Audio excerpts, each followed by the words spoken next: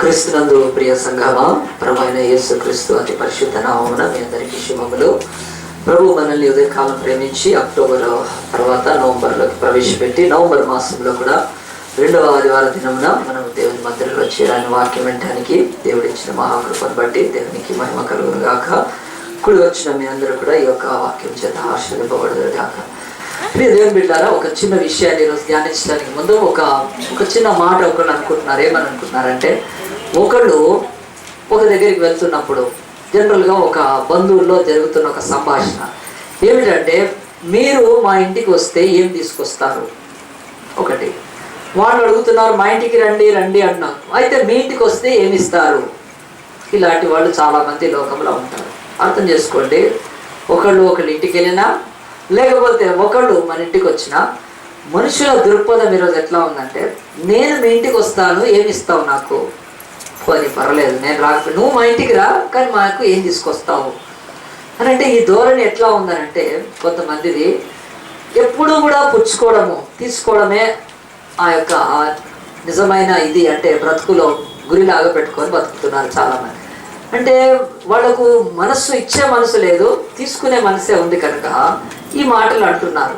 ఇది బంధువుల మధ్యలో ఎప్పుడైనా మాట్లాడుకున్నా సరే పర్లేదు, కానీ ఈ మాట ఎందుకు నేను చెప్పానంటే, ఇది లోకము దృష్టిలో ఉన్నదైతే అసలు బైబిల్ నిజంగా దేవుని ధర్మశాస్త్రం గ్రంథం చెప్పేది ఏమిటి అది ముఖ్యంగా బైబిల్లో పౌలు ఏమన్నాడంటే, పుచ్చుకొనుట కంటే ఇచ్చుట ధన్యము అన్నాడు. పుచ్చుకొనుట కంటే ఇచ్చుట ధన్యము అని బైబిల్లో పౌలు అంటున్నాడు. మరి మనం ఆ విషయాలకు వెళ్ళడానికి ముందు మనకు రెఫరెన్స్ అవసరం లేదు, కానీ జనరల్గా లోకంలో చూస్తే మరి గివింగ్ అనేది డివైన్, ఇవ్వటం అనేది దైవిక సంబంధమైనది. తర్వాత టేకింగ్ అంటే గెట్టింగ్ అనేది హ్యూమన్, పొందుకోవడము ఇది పుచ్చుకోవడము మానవ జాతికి చెందింది. కానీ లాక్కోవడము స్టీలింగ్ అనేది అదే డెమనిక్, అంటే అది దయ్యపు ఆ యొక్క సాతాను సంబంధం. ఈ మూడు కూడా మన కళ్ళ ఎదుట ఉన్నాయి ఈరోజు. ఇవ్వడము దైవ లక్షణము, తీసుకోవడము మానవ లక్షణము, లాక్కోవడము అది దయ్యపు లక్షణము. సో ఈ మూడు ఇక్కడ ఉంచితే బైబిల్ ఏం చెప్తుంది? బైబిల్లో నేను చెప్పాను, పుచ్చుకొనుట కంటే ఇచ్చుట ధన్యము అని చెప్తున్నాను. దేవుడు మనకు బైబిల్లో నుంచి మరి అనేక అంశాలు నేర్పడానికి ముందు ఈ సృష్టి ప్రకృతిలో కూడా మన కళ్ళ ముందు చాలా కనిపిస్తున్నాయి. అలాగున్నాయి. ఏమి కనిపిస్తున్నాయి? ఆకాశం వర్షం ఇస్తుంది ఖచ్చితంగా, ఆ తర్వాత భూమి పంటనిస్తూ ఉన్నది, పశువులు పాడినిస్తున్నాయి, చెట్లు మనకు ఫలాలను ఇస్తున్నాయి, ఆ తర్వాత సూర్యచంద్ర నక్షత్ర, సూర్యుడు మనకు ప్రకాశాన్ని ఇస్తున్నాడు, సూర్యుడు మనకు వెలుతురుని ఇస్తూ ఉన్నాడు. అలాగే చంద్ర నక్షత్రాలు మనం కాలాలను లెక్క పెట్టుకోవడానికి గమనాలను ఇస్తున్నాయి, నక్షత్రము చంద్రుడు కనుక. ఇలాగున్న ఈ ప్రకృతి సృష్టి అంతా ఇవ్వడమే అనేది చెప్తూ ఉంటే, దేవుడు కూడా ఆయన ఇచ్చేవాడు అని చెప్తూ ఉంటే, కానీ ఆయన పోలికలో ఆయన స్వరూపంలో సృష్టింపబడిన మానవులు ఈరోజు పుచ్చుకొనటమే మంచిది, పొందుకోవడమే గొప్ప, లేకపోతే కలిగి అని మనుష్యులు ఆ యొక్క గుణం ఉన్నప్పుడు దాన్ని దేవుడు వాక్యము నిషేధిస్తుంది. లేకపోతే అది సరైన పద్ధతి కాదు. మీరందరూ కూడా దేవుని బిడ్డలైతే, మీరందరూ దేవుని కుమారులు కుమార్తెలైతే మీరు ఇవ్వటము దేవుని వల్ల నేర్చుకోవాలి అని చెప్తున్నాడు. అసలు ఈ ఇవ్వటం అనేది దేవుని యొక్క సన్నిధిలో దాదాపుగా మన జీవితాలలో ఆదాము అవ్వలు ఎప్పుడైతే పాపములో పడిపోయారో దేవుడి దగ్గరికి కూడా ఏదైనా తీసుకొని వెళ్తే తప్ప మనకు దేవుడి దగ్గర మార్గము తెరవబట్లేదు. ఎందుకు దేవుడు అలాగనే పెట్టాడంటే, ఏదైనా తోటలో 100 ఏళ్ళు ఆదాము అవ్వలు ఏ బలిపీఠం కట్టలేదండి. చూపించండి బైబిల్లో ఆదికాండంలో 100 సంవత్సరాలు ఆదాము అవ్వలు వాళ్ళు పాపములో పడని స్థితిలో ఉన్నప్పుడు వాళ్ళు ఏ బలిపీఠం కట్టలేదు. కానీ వాళ్ళు ఎప్పుడైతే పాపంలో పడిపోయి ఏదైనా తోట నుంచి గెంటి వేయబడ్డారో బయటకు వచ్చినాక వాళ్ళు అర్పణలు తీసుకొని దేవుడి దగ్గరికి వెళ్ళడం మొదలుపెట్టారు. అంటే ఆ ఇవ్వటాన్ని బట్టి దేవుడు యొక్క సన్నిధిలో అంగీకరింపబడటమే కాదు, దేవుడి యొక్క స్వభావ దాతృత్వాన్ని దేవుడు ఆ గుణాన్ని మనకి ఇవ్వటానికి దేవుడు ఇచ్చుట గురించి చెప్తున్నాడు. సరే, మరి ఏమి ఇవ్వాలి ఈరోజు కదా? ఏమి ఇవ్వాలి? దేవుడు అంటున్నాడు ఇవ్వండి అంటున్నాడు. ఏమి ఇవ్వాలి? చాలా మందికి ఇది ఒక ప్రశ్న, ఏమి ఇవ్వాలి? కనుక బైబిల్ దానికి జవాబు ఖచ్చితంగా చెప్తుంది. ఎక్కడుంది అది? అపోస్తల కార్యము 3వ అధ్యాయం తీద్దాము. అపోస్తల కార్యము 3వ అధ్యాయం తీస్తే మరి కొత్త నిబంధనలో 5వ పుస్తకము అపోస్తల కార్యములో ఆనాడు ఆదిమ అపోస్తలైన పేతురు యోహానులు వాళ్ళు ఒకరోజు దేవాలయానికి వెళ్తున్నారు. వాళ్ళు అపోస్తులు అయి ఉండి దేవుని వాక్యాన్ని ప్రకటిస్తున్నప్పటికీ దేవుడి వాక్యాన్ని మందిరంలో కూడా ప్రకటించడానికి ఒక సామాన్యులను దేవుడు అసామాన్యంగా దీవించి ఆశ్రదించి వారిని అపోస్తులుగా చేసి శిష్యులుగా చేసినప్పుడు యేసు ఈ లోకంలో నుంచి ఆరోహణమై వెళ్ళిపోయిన తర్వాత అపోస్తుల కార్యం 3వ అధ్యాయంలో పగలు 3 గంటలకు ప్రార్థనా కాలమున పేతురును యోహాను దేవాలయానికి వెక్కి వెళుచున్నప్పుడు పుట్టినది మొదలుకొని కుంటివాడైన ఒకడు అక్కడికి ప్రతిదినం దేవాలయానికి అడుక్కోవడానికి తీసుకొని రాబడుతున్నాడు. మరి శృంగారమైన దేవాలయపు ద్వారం మీదకి వచ్చినప్పుడు ఆ యొక్క భిక్ష అడుక్కునేవాడు మరి చూస్తూ ఉన్నప్పుడు 4వ వచనం, పేతురు యోహాను వాణ్ణి చూచి ఒక భిక్షగాడిని, ప్రతిరోజు కాడు లేని వాడిని, కుంటి వాడిని తీసుకొని వచ్చి అక్కడ అడుక్కోవటానికి కూర్చోబెడుతున్నారు. వారికి తెలిసిన వాడు అతడు కూడా అడుక్కోవటానికి ఉన్నప్పుడు పేతురు యోహాను అతను చూసినప్పుడు వాళ్ళు ఏం చేశారంటే మా తట్టు చూడమన్నప్పుడు 5వ వచనం, వాడు వారి యొక్క ఏమైనా దొరుకునని కనిపెట్టచ్చు వారి యందు లక్ష్యం ఉంచాను. నా వైపు చూడమంటున్నప్పుడు ఆ యొక్క కుంటివాడు అనుకోండి వీళ్ళు ఏమిస్తారో వీళ్ళ దగ్గర ఏముందో అని చెప్పి వాళ్ళ వైపు తేరి చూస్తూ ఉన్నాడు. అప్పుడు ఈ యొక్క పేతురు అంటున్నాడు, చూడు, అంతటా పేతురు, వెండి బంగారం నా యొద్ద లేవు కానీ నాకు కలిగినదే నీకు ఇచ్చుచున్నాను అని చెప్పాడు. హల్లెలూయా. బైబిల్ అంటుంది ఏమి ఇవ్వాలి అంటే బైబిలే ఆన్సర్ చెప్తుంది. ఏమి ఇవ్వాలంటే కలిగి ఉన్నది ఇవ్వాలి, నీకు కలిగి ఉన్నది ఇవ్వాలి. ఈ రోజు నుంచి నేను 3 ఆదివారాలు ఒక 3 విషయాలు చెప్తాను. మొదటిది కలిగినది, 2వది మిగిలినది, 3వది జరిగినది. కానీ ఈరోజు కలిగిన దాని గురించి నేర్చుకుందాం. మనకు కలిగి ఉన్నది, మనం అందరం ఏదో ఒకటి కలిగి ఉన్నాం. దేవుడు కూడా ఇవ్వమన్నప్పుడు ఏమి ఆయన అంటున్నాడంటే నీకు కలిగింది ఇయ్యి, వాట్ యు హ్యావ్. నీ దగ్గర ఏమున్నదో నీ దగ్గర. ఆ భిక్షగాడు చూసినప్పుడు ఏముంది వీళ్ళ దగ్గర?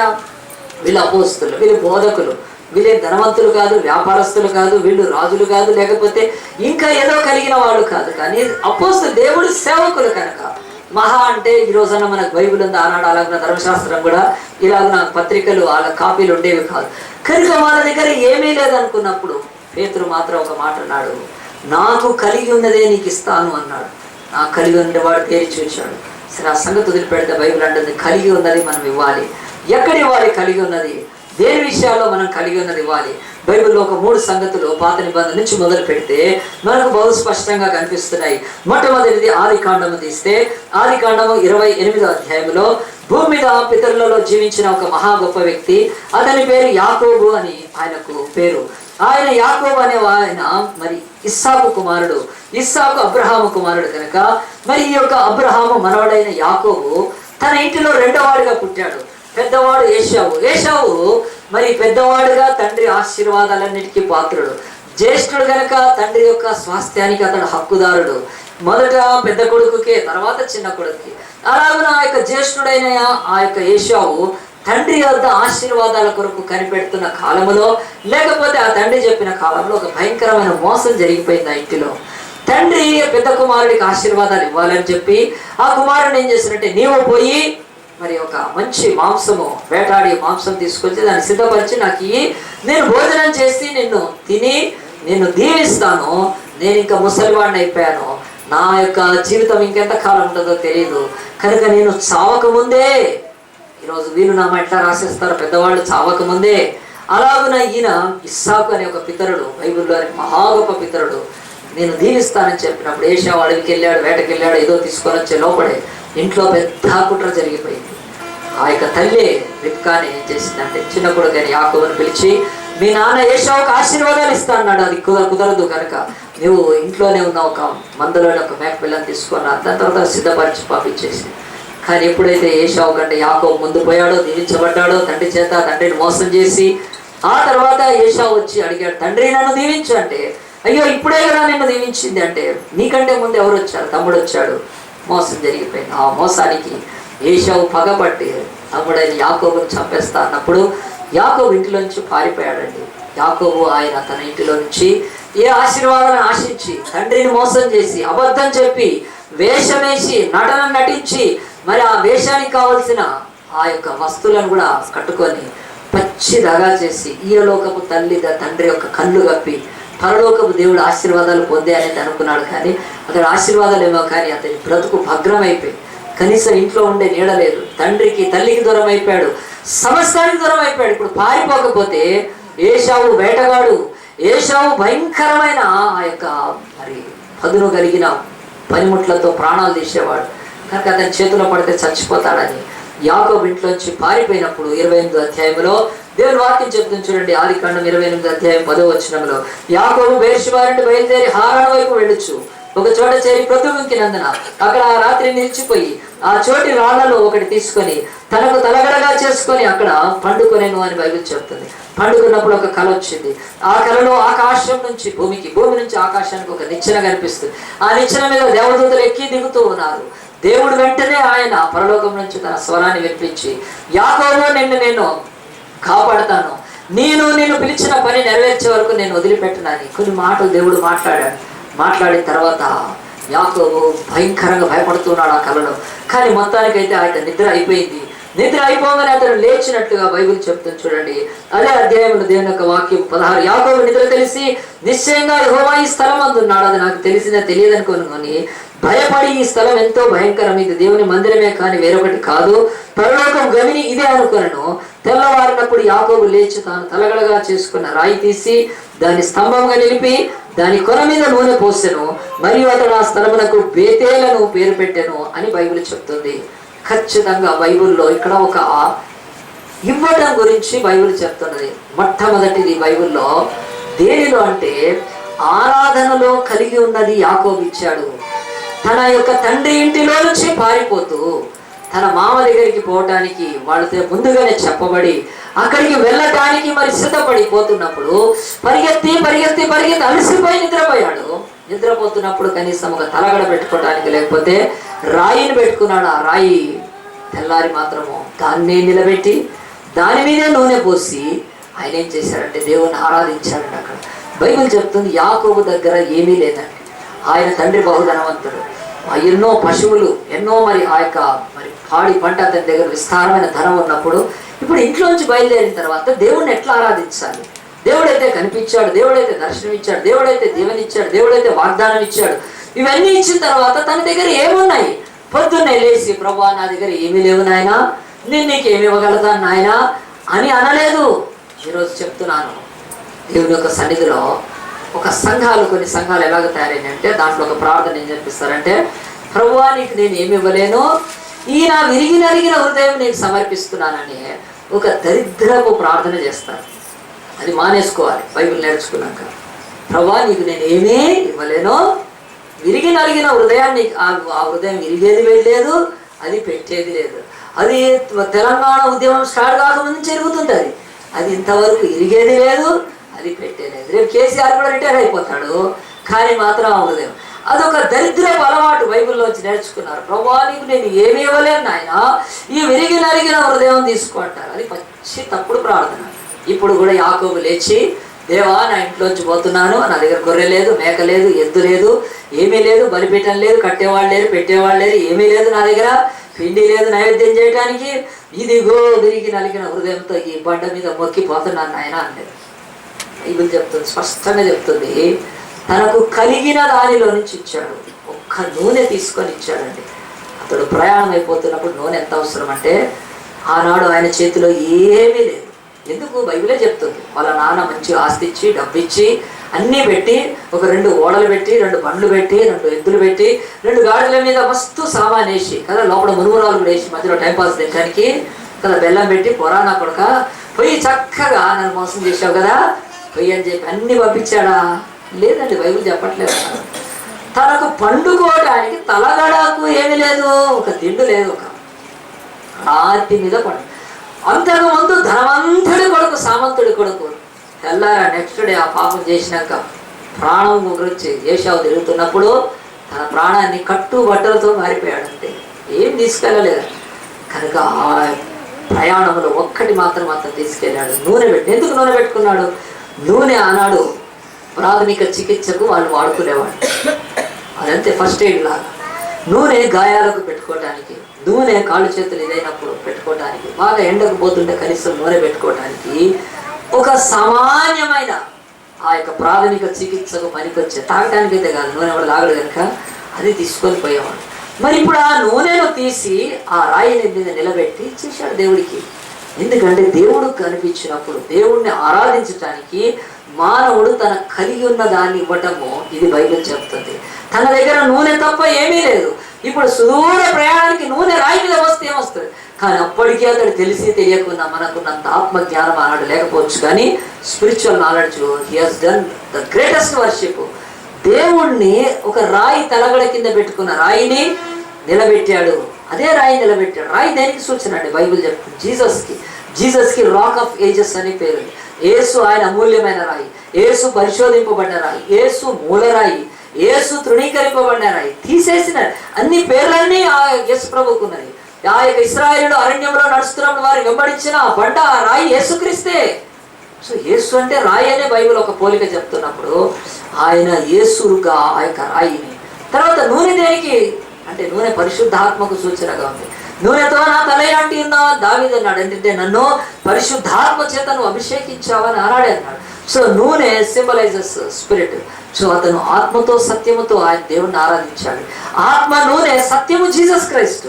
సో అప్పట్లోనే ఆ కాలంలోనే ఈ వర్షిపుడు ట్రూ వర్షిప్ ఎంత చక్కగా ఆరాధించాడంటే ఆయన బలిపీఠము కట్టను లేదు, పోయి ఒక మేకను గొర్రెను ఎత్తుకొచ్చి బలిపీఠం గట్ట అర్పించలేదు, కానీ తనకు కలిగి ఉన్నదే ఇచ్చి దేవుణ్ణి ఆరాధించాడు. ఎంతమంది ఆరాధిస్తున్నారు తమ కలిగి ఉన్న వాటితోటి?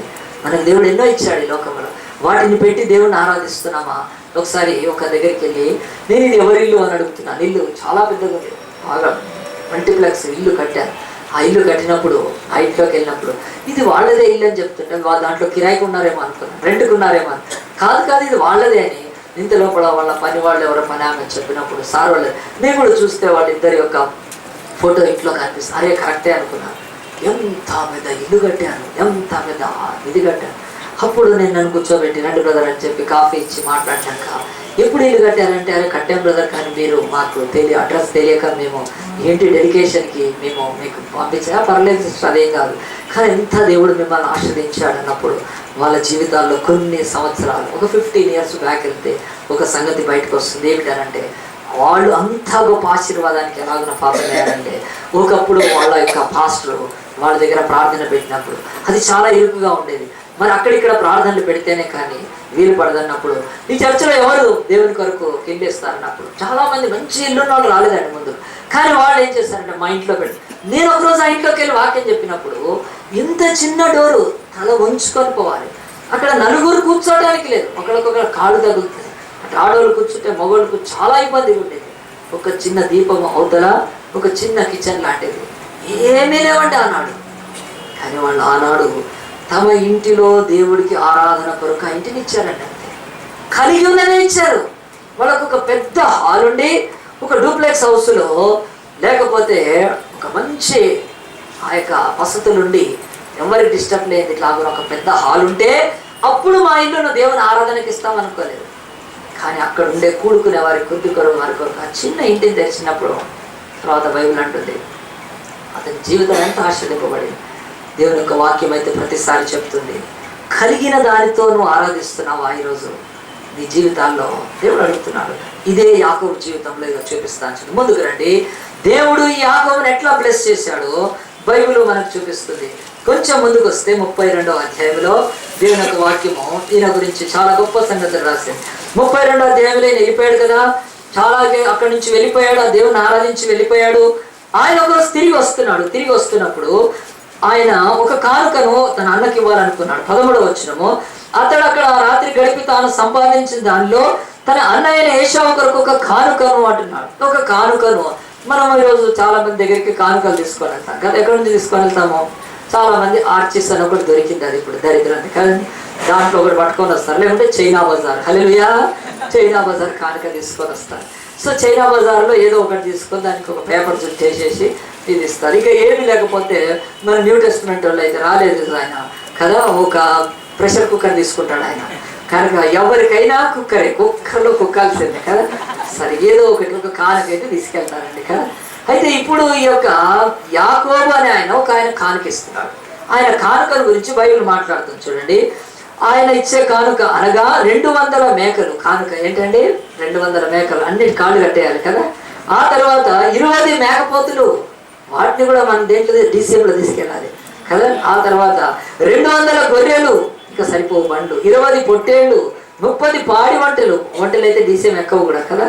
చూడండి, వాటి పిల్లలను 40 ఆవులను, 10 ఆబోతులను, 20 ఆడిగాడిదలను, 10 గాడిద పిల్లలను తీసుకొని మందను వేరువేరుగా తన దాసుల చేతికి అప్పగించి తీసుకొని పోయి ఇవ్వండి. ఎంత గిఫ్ట్గా ఇస్తున్నాడండి.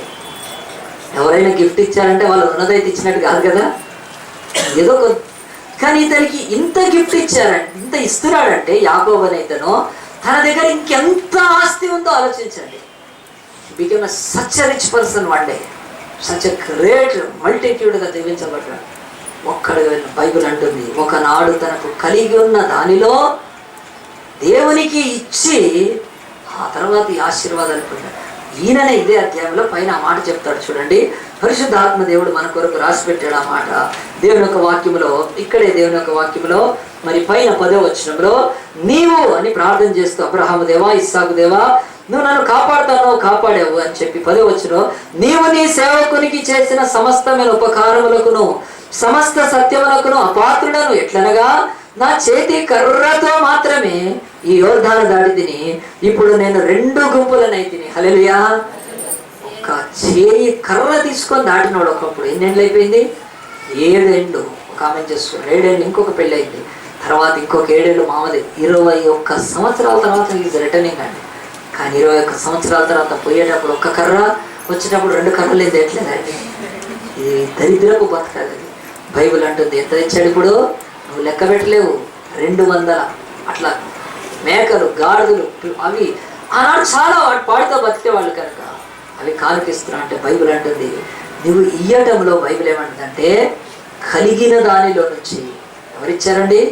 యాకోబు తన నూనె, ఆనాడు నూనె ఒక్కటి తీసుకొని దేవుని యొక్క ఆ యొక్క స్థలాన్ని బేతేలని పేరు పెట్టి ఆ రాయి మీద పోసి ఇచ్చాడంటే మనం ఏమి ఇస్తున్నాం ఆలోచించండి. ఈరోజు కలిగిన దాన్ని ఇవ్వకుండగా ఇంకా బ్రతుకుల్లో బ్రదర్ ఎక్కడైనా ఒక సింగిల్ బెడ్రూమ్ హౌస్ చూడండి బ్రదర్ కదా, తక్కువ రెంట్ ఉండాలి బ్రదర్, అక్కడే ఉండిపోతుంది. బైబిల్ అంటుంది ఇంకా ఇందిరమ్మ ఇళ్ళ కొరకు, ఇంకా రాజీవ్ గృహ కల్పలకు అప్లికేషన్లు పెట్టుకోకుండా కలిగి ఉన్న దాంతో నన్ను ఆరాధించండి, మీకు విస్తారమైన మీ యొక్క నివాస స్థలాన్ని దీవిస్తాను. ఏం పెట్టుకొని పోయాడండి? కర్ర పట్టుకొని పోయినాడు. ఇంత ఆస్తి అంటే ఇతని దగ్గర పనోళ్లతో పాటు దాసుదాసులతో పాటు ఎంత సంపాదించుకున్నాడు. ఈరోజు క్రైస్తవ బ్రతుకులు ఎందుకు ఈరోజు దీవెన లేవనంటే కలిగినదే ఇవ్వటానికి ఇంకా మనసు లేదు. దేవుడికి ఇస్తే నాకేం మిగులుతుంది అనుకునే బ్రతుకుల్లో ఉండి ప్రపంచంలోనే ఈయన పేరు ఒక ప్రత్యేకమైంది. యాకోబు పేరు దేవుడు ఇశ్రాయేలుగా చేశాడు. ప్రపంచంలో 251 దేశాలు ఉన్నాయి. 251 నేషన్స్ ఉంటే బైబిల్ పట్టుకొని చెప్తున్నాను చరిత్రలో ఒక్క దేశానికి మాత్రమే ఒక మనిషి పేరు పెట్టబడింది. Only the nation that has a man's name on the earth is Israel. Israel అనే దేశానికి మాత్రమే ఆ పేరు ఉంది. అదొక మనిషి పేరు. యాకోబు పేరే ఇస్రాయెల్గా దేవుడు పిలిచాడు. ఆలోచించండి, ఎక్కడండి? 100 గజాల స్థలానికి కదా, ఒక చిన్న ఇంటి కొరకు ఈరోజు మన బ్రతుకుల్లో తపన పడుతున్నామంటే ఇంకా కిరాయిన్లలో ఉండి కదా, వాళ్ళు ముగ్గులు పెట్టమంటే ముగ్గులు కదా, వాళ్ళు ఏం చేయమంటే చేయటం బాధపడు. దేవుడు అంటున్నాడు కలిగినది తీసుకొని రాను దేవుని యొక్క సన్నిధిలోకి. నీ దగ్గర ఏముందో అది ఇచ్చి చూడాలి. ఒకరోజు యాకోబుని ఎట్లా బ్లెస్ చేశాడు. ఈరోజు యాకోబు పేరట, ఇశ్రాయేలు పేరట ఒక దేశం ఉంది ఆయన పేరు మీద. నీ బ్రతుకులో కలిగినది ఇవ్వట్లేదు.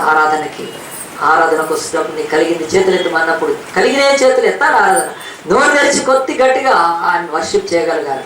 నీకు ఏదుందో అది పెట్టి వర్షిప్ చేయగలిగితే దేవుని వాక్యం కలిగినదే ఇవ్వాలి. దేంట్లో? ఆరాధనలో తన కలిగింది యాకోబు ఇచ్చి ఆయన అంత గొప్ప మరి ఇశ్రాయేలు దేశానికి మూల పురుషుడు అయిపోయాడు. కనుక ఇంకా మనం ఏం ఆలోచిస్తున్నాం? మనకి ఎందుకు ఇల్లు లేవు ఈరోజు? సొంత ఇల్లు అనేది ఎందుకు లేవు? ఇంకా ఏదో ఇందిరమ్మ రాజు గృహాలు కడితే వాటికి అప్లికేషన్లు పెట్టుకోవడమా? నమ్మండి, బరువు వాక్యం చెప్తుంది కలిగినది ఆరాధనలో ఇవ్వాలని నీకున్నది బైబిల్ చెప్తుంది. రెండవ చూపిస్తాను. అందరం మొదటి రాజుల గ్రంథం తీద్దాము. మొదటి రాజుల గ్రంథము 18వ అధ్యాయం తీస్తే 17వ అధ్యాయం తీస్తే ఇశ్రాయేల్ యొక్క దేశానికి ఒకసారి దౌర్భాగ్య స్థితి పట్టింది. అదేమిటంటే ఇశ్రాయేల్ ఏలే రాజే, వాడి పేరు ఆహాబు. వాడు ఒక అన్యురాలు చేసుకున్నాడు. ఆమె పేరు యెజబేలు. అది దయ్యం. అది కనుక ఆ యెజబేలుతో కలిసి భార్యకు లోబడి భార్య కొంగు పట్టుకొని వాడు భార్యాబాధితుడుగా భార్యతో నిలబడుతూ ఒక నీచుడైన ఆహాబు అనే రాజు బైబిల్లో ఇశ్రాయేల్ రాజు అయ్యాడుకున్నాడు. వాడు తన భార్యకు లోబడి దేశానంతటి విగ్రహాలతో నింపి దేశంలో ఉండే యెహోవా ప్రవక్తలను కత్తితో చంపడం మొదలుపెట్టాడు. అలాగున్న కాలంలో దేవుడు ఒక ప్రవక్తను లేపాడు. అతడి పేరు ఏలియా. అతడు లేచి నేరుగా 17వ అధ్యాయంలో ఆ యొక్క రాజు సన్నిధికి వెళ్ళాను. నేను ఎవరి సన్నిధిలో నిలబడ్డా, యెహోవా జీవము తోడు, ఇక వర్షం పడదు, పో థ్యాంక్స్ అన్నాడు. అంతే వెళ్ళిపోయాడు. పోయి దేవుడు దాక్కోమన్న చోట కెరీతు వాగు దగ్గర దాక్కున్నాడు. కెరీతు వాగు దగ్గర ఆయన మరి ఆహారం లేకుండా ఉన్నప్పుడు దేవుడు ఉదయమున సాయంకాలమున కాకులతో ఆయన రొట్టె మాంసం పంపిస్తూ అవి తింటూ ఆ నీళ్లు తాగుతూ ఏ ఒక్కళ్ళకు కూడా, అది సిఏ కాదు, ఎంబీఏ కాదు కదా, ప్రపంచంలో ఏ ఇంటెలిజెన్స్కి దొరకకుండా దేవుడు అన్నాడు తన దాసుడిని ఏలియా దాచిపెట్టేశాడు. వీడు ఆహారం ఎత్తుకుతా ఉన్నాడు. ఆడు చెప్పింది కరెక్టే, ఏలియా చెప్పింది, వాడిని చంపాలి ఎక్కడున్నాడు అని ఎత్తుకుతా ఉన్నారు ఏలియా ఒకరు. కానీ దేవుడు దాచేసాడు తన పర్ణశాలలో ఆ యొక్క కెరీతు వాగు. కొన్ని రోజులకు నీళ్ళు అయిపోయినాయి. నీళ్ళు అయిపోతే ఏం చేయాలి? దేవుడు ఆహారం పంపించిన ఇప్పుడు నీళ్ళు లేకపోతే అది జీర్ణం కాదు, డైజెస్ట్ కాదు. మరి దేవుడు ఆయన చెప్పింది నెరవేరుస్తున్నాడు, కళ్ళారా కూడా చూచాడు. అప్పుడు ఏం చేయాలనుకున్నప్పుడు దేవుడే ప్రత్యక్షమై కెరీతు వాగు ఎండిపోయింది, నువ్వు నీళ్ళు తాగడానికి. ఇప్పుడు నేను కాకులతో ఆహారం పంపించడానికి కష్టం అవుతుంది, కానీ నువ్వు ఒక పని చెయ్యాలి. లేచి సీదోను పట్టణ సంబంధమైన సారేపతన ఒక ఊరుంది, ఆ ఊరికి లేచి వెళ్ళు, అక్కడ ఒక విధవరాలతో నేను పోషిస్తాను. నువ్వు నా మాట నమ్మే కదా నీ ప్రాణాన్ని తెగించి ఆహాబరాజుకి తిరిగి వెళ్ళావు. వాడు దుర్మార్గులు ఎత్తుకుతున్నా కానీ నా మాట నమ్మి కెరీతు వాగు దగ్గర ఉన్నావు. నువ్వు ఇంకా విశ్వాసం ఉంచాలి. Come on rise up, go to some city అని చెప్పాడు. సీదోను పట్టణానికి వెళ్ళిపోయాడు. ఆ పట్టణంలోకి వెళ్ళాక సారేపతన ఊరి దాకా వెళ్ళాడు.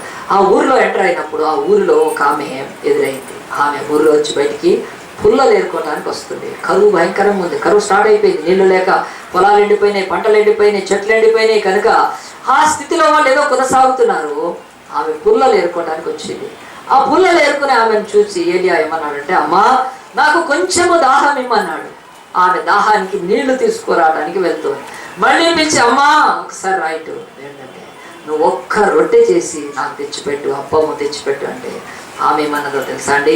ఆమె 17వ అధ్యాయంలో ఆమె నోరు తెరిచి యథార్థత పలికింది. ఆమె ఏమాత్రం కూడా అబద్ధం చెప్పలేదు. 12వ వచనం, అందుకు ఆమె నీ దేవుడైన యెహోవా జీవము తోడు, తొట్టిలో పట్టెడు పిండి బుడ్డిలో కొంచెం నూనె నా ఇద్దరు ఉన్నాయి, కానీ అప్పం ఒకటైనా లేదు, రొట్టె ఒకటైనా లేదు. మేము చావక ముందు నేను ఇంటికి పోయి వాటిని నాకును నా బిడ్డకును సిద్ధం చేసుకోనని కొన్ని పుల్లలు ఏరుటకే వచ్చితున్నాను. అప్పుడు ఏలియా ఆమెతో ఇట్లా అంటున్నాడు, భయపడవద్దు, పోయి నువ్వు చెప్పినట్లు చేయము. అయితే అందులో నాకు ఒక చిన్న అప్పం మొదట చేసి నా ఇద్దకు తీసుకొని రమ్ము, తర్వాత నీకును నీ బిడ్డకును అప్పములు చేసుకున్నామని చెప్పాడు. ఇది వింతగా ఉంది. మేమే చస్తున్నామంటే సత్యవాడికి ఇంకొకటి తోడైనట్టు కదా.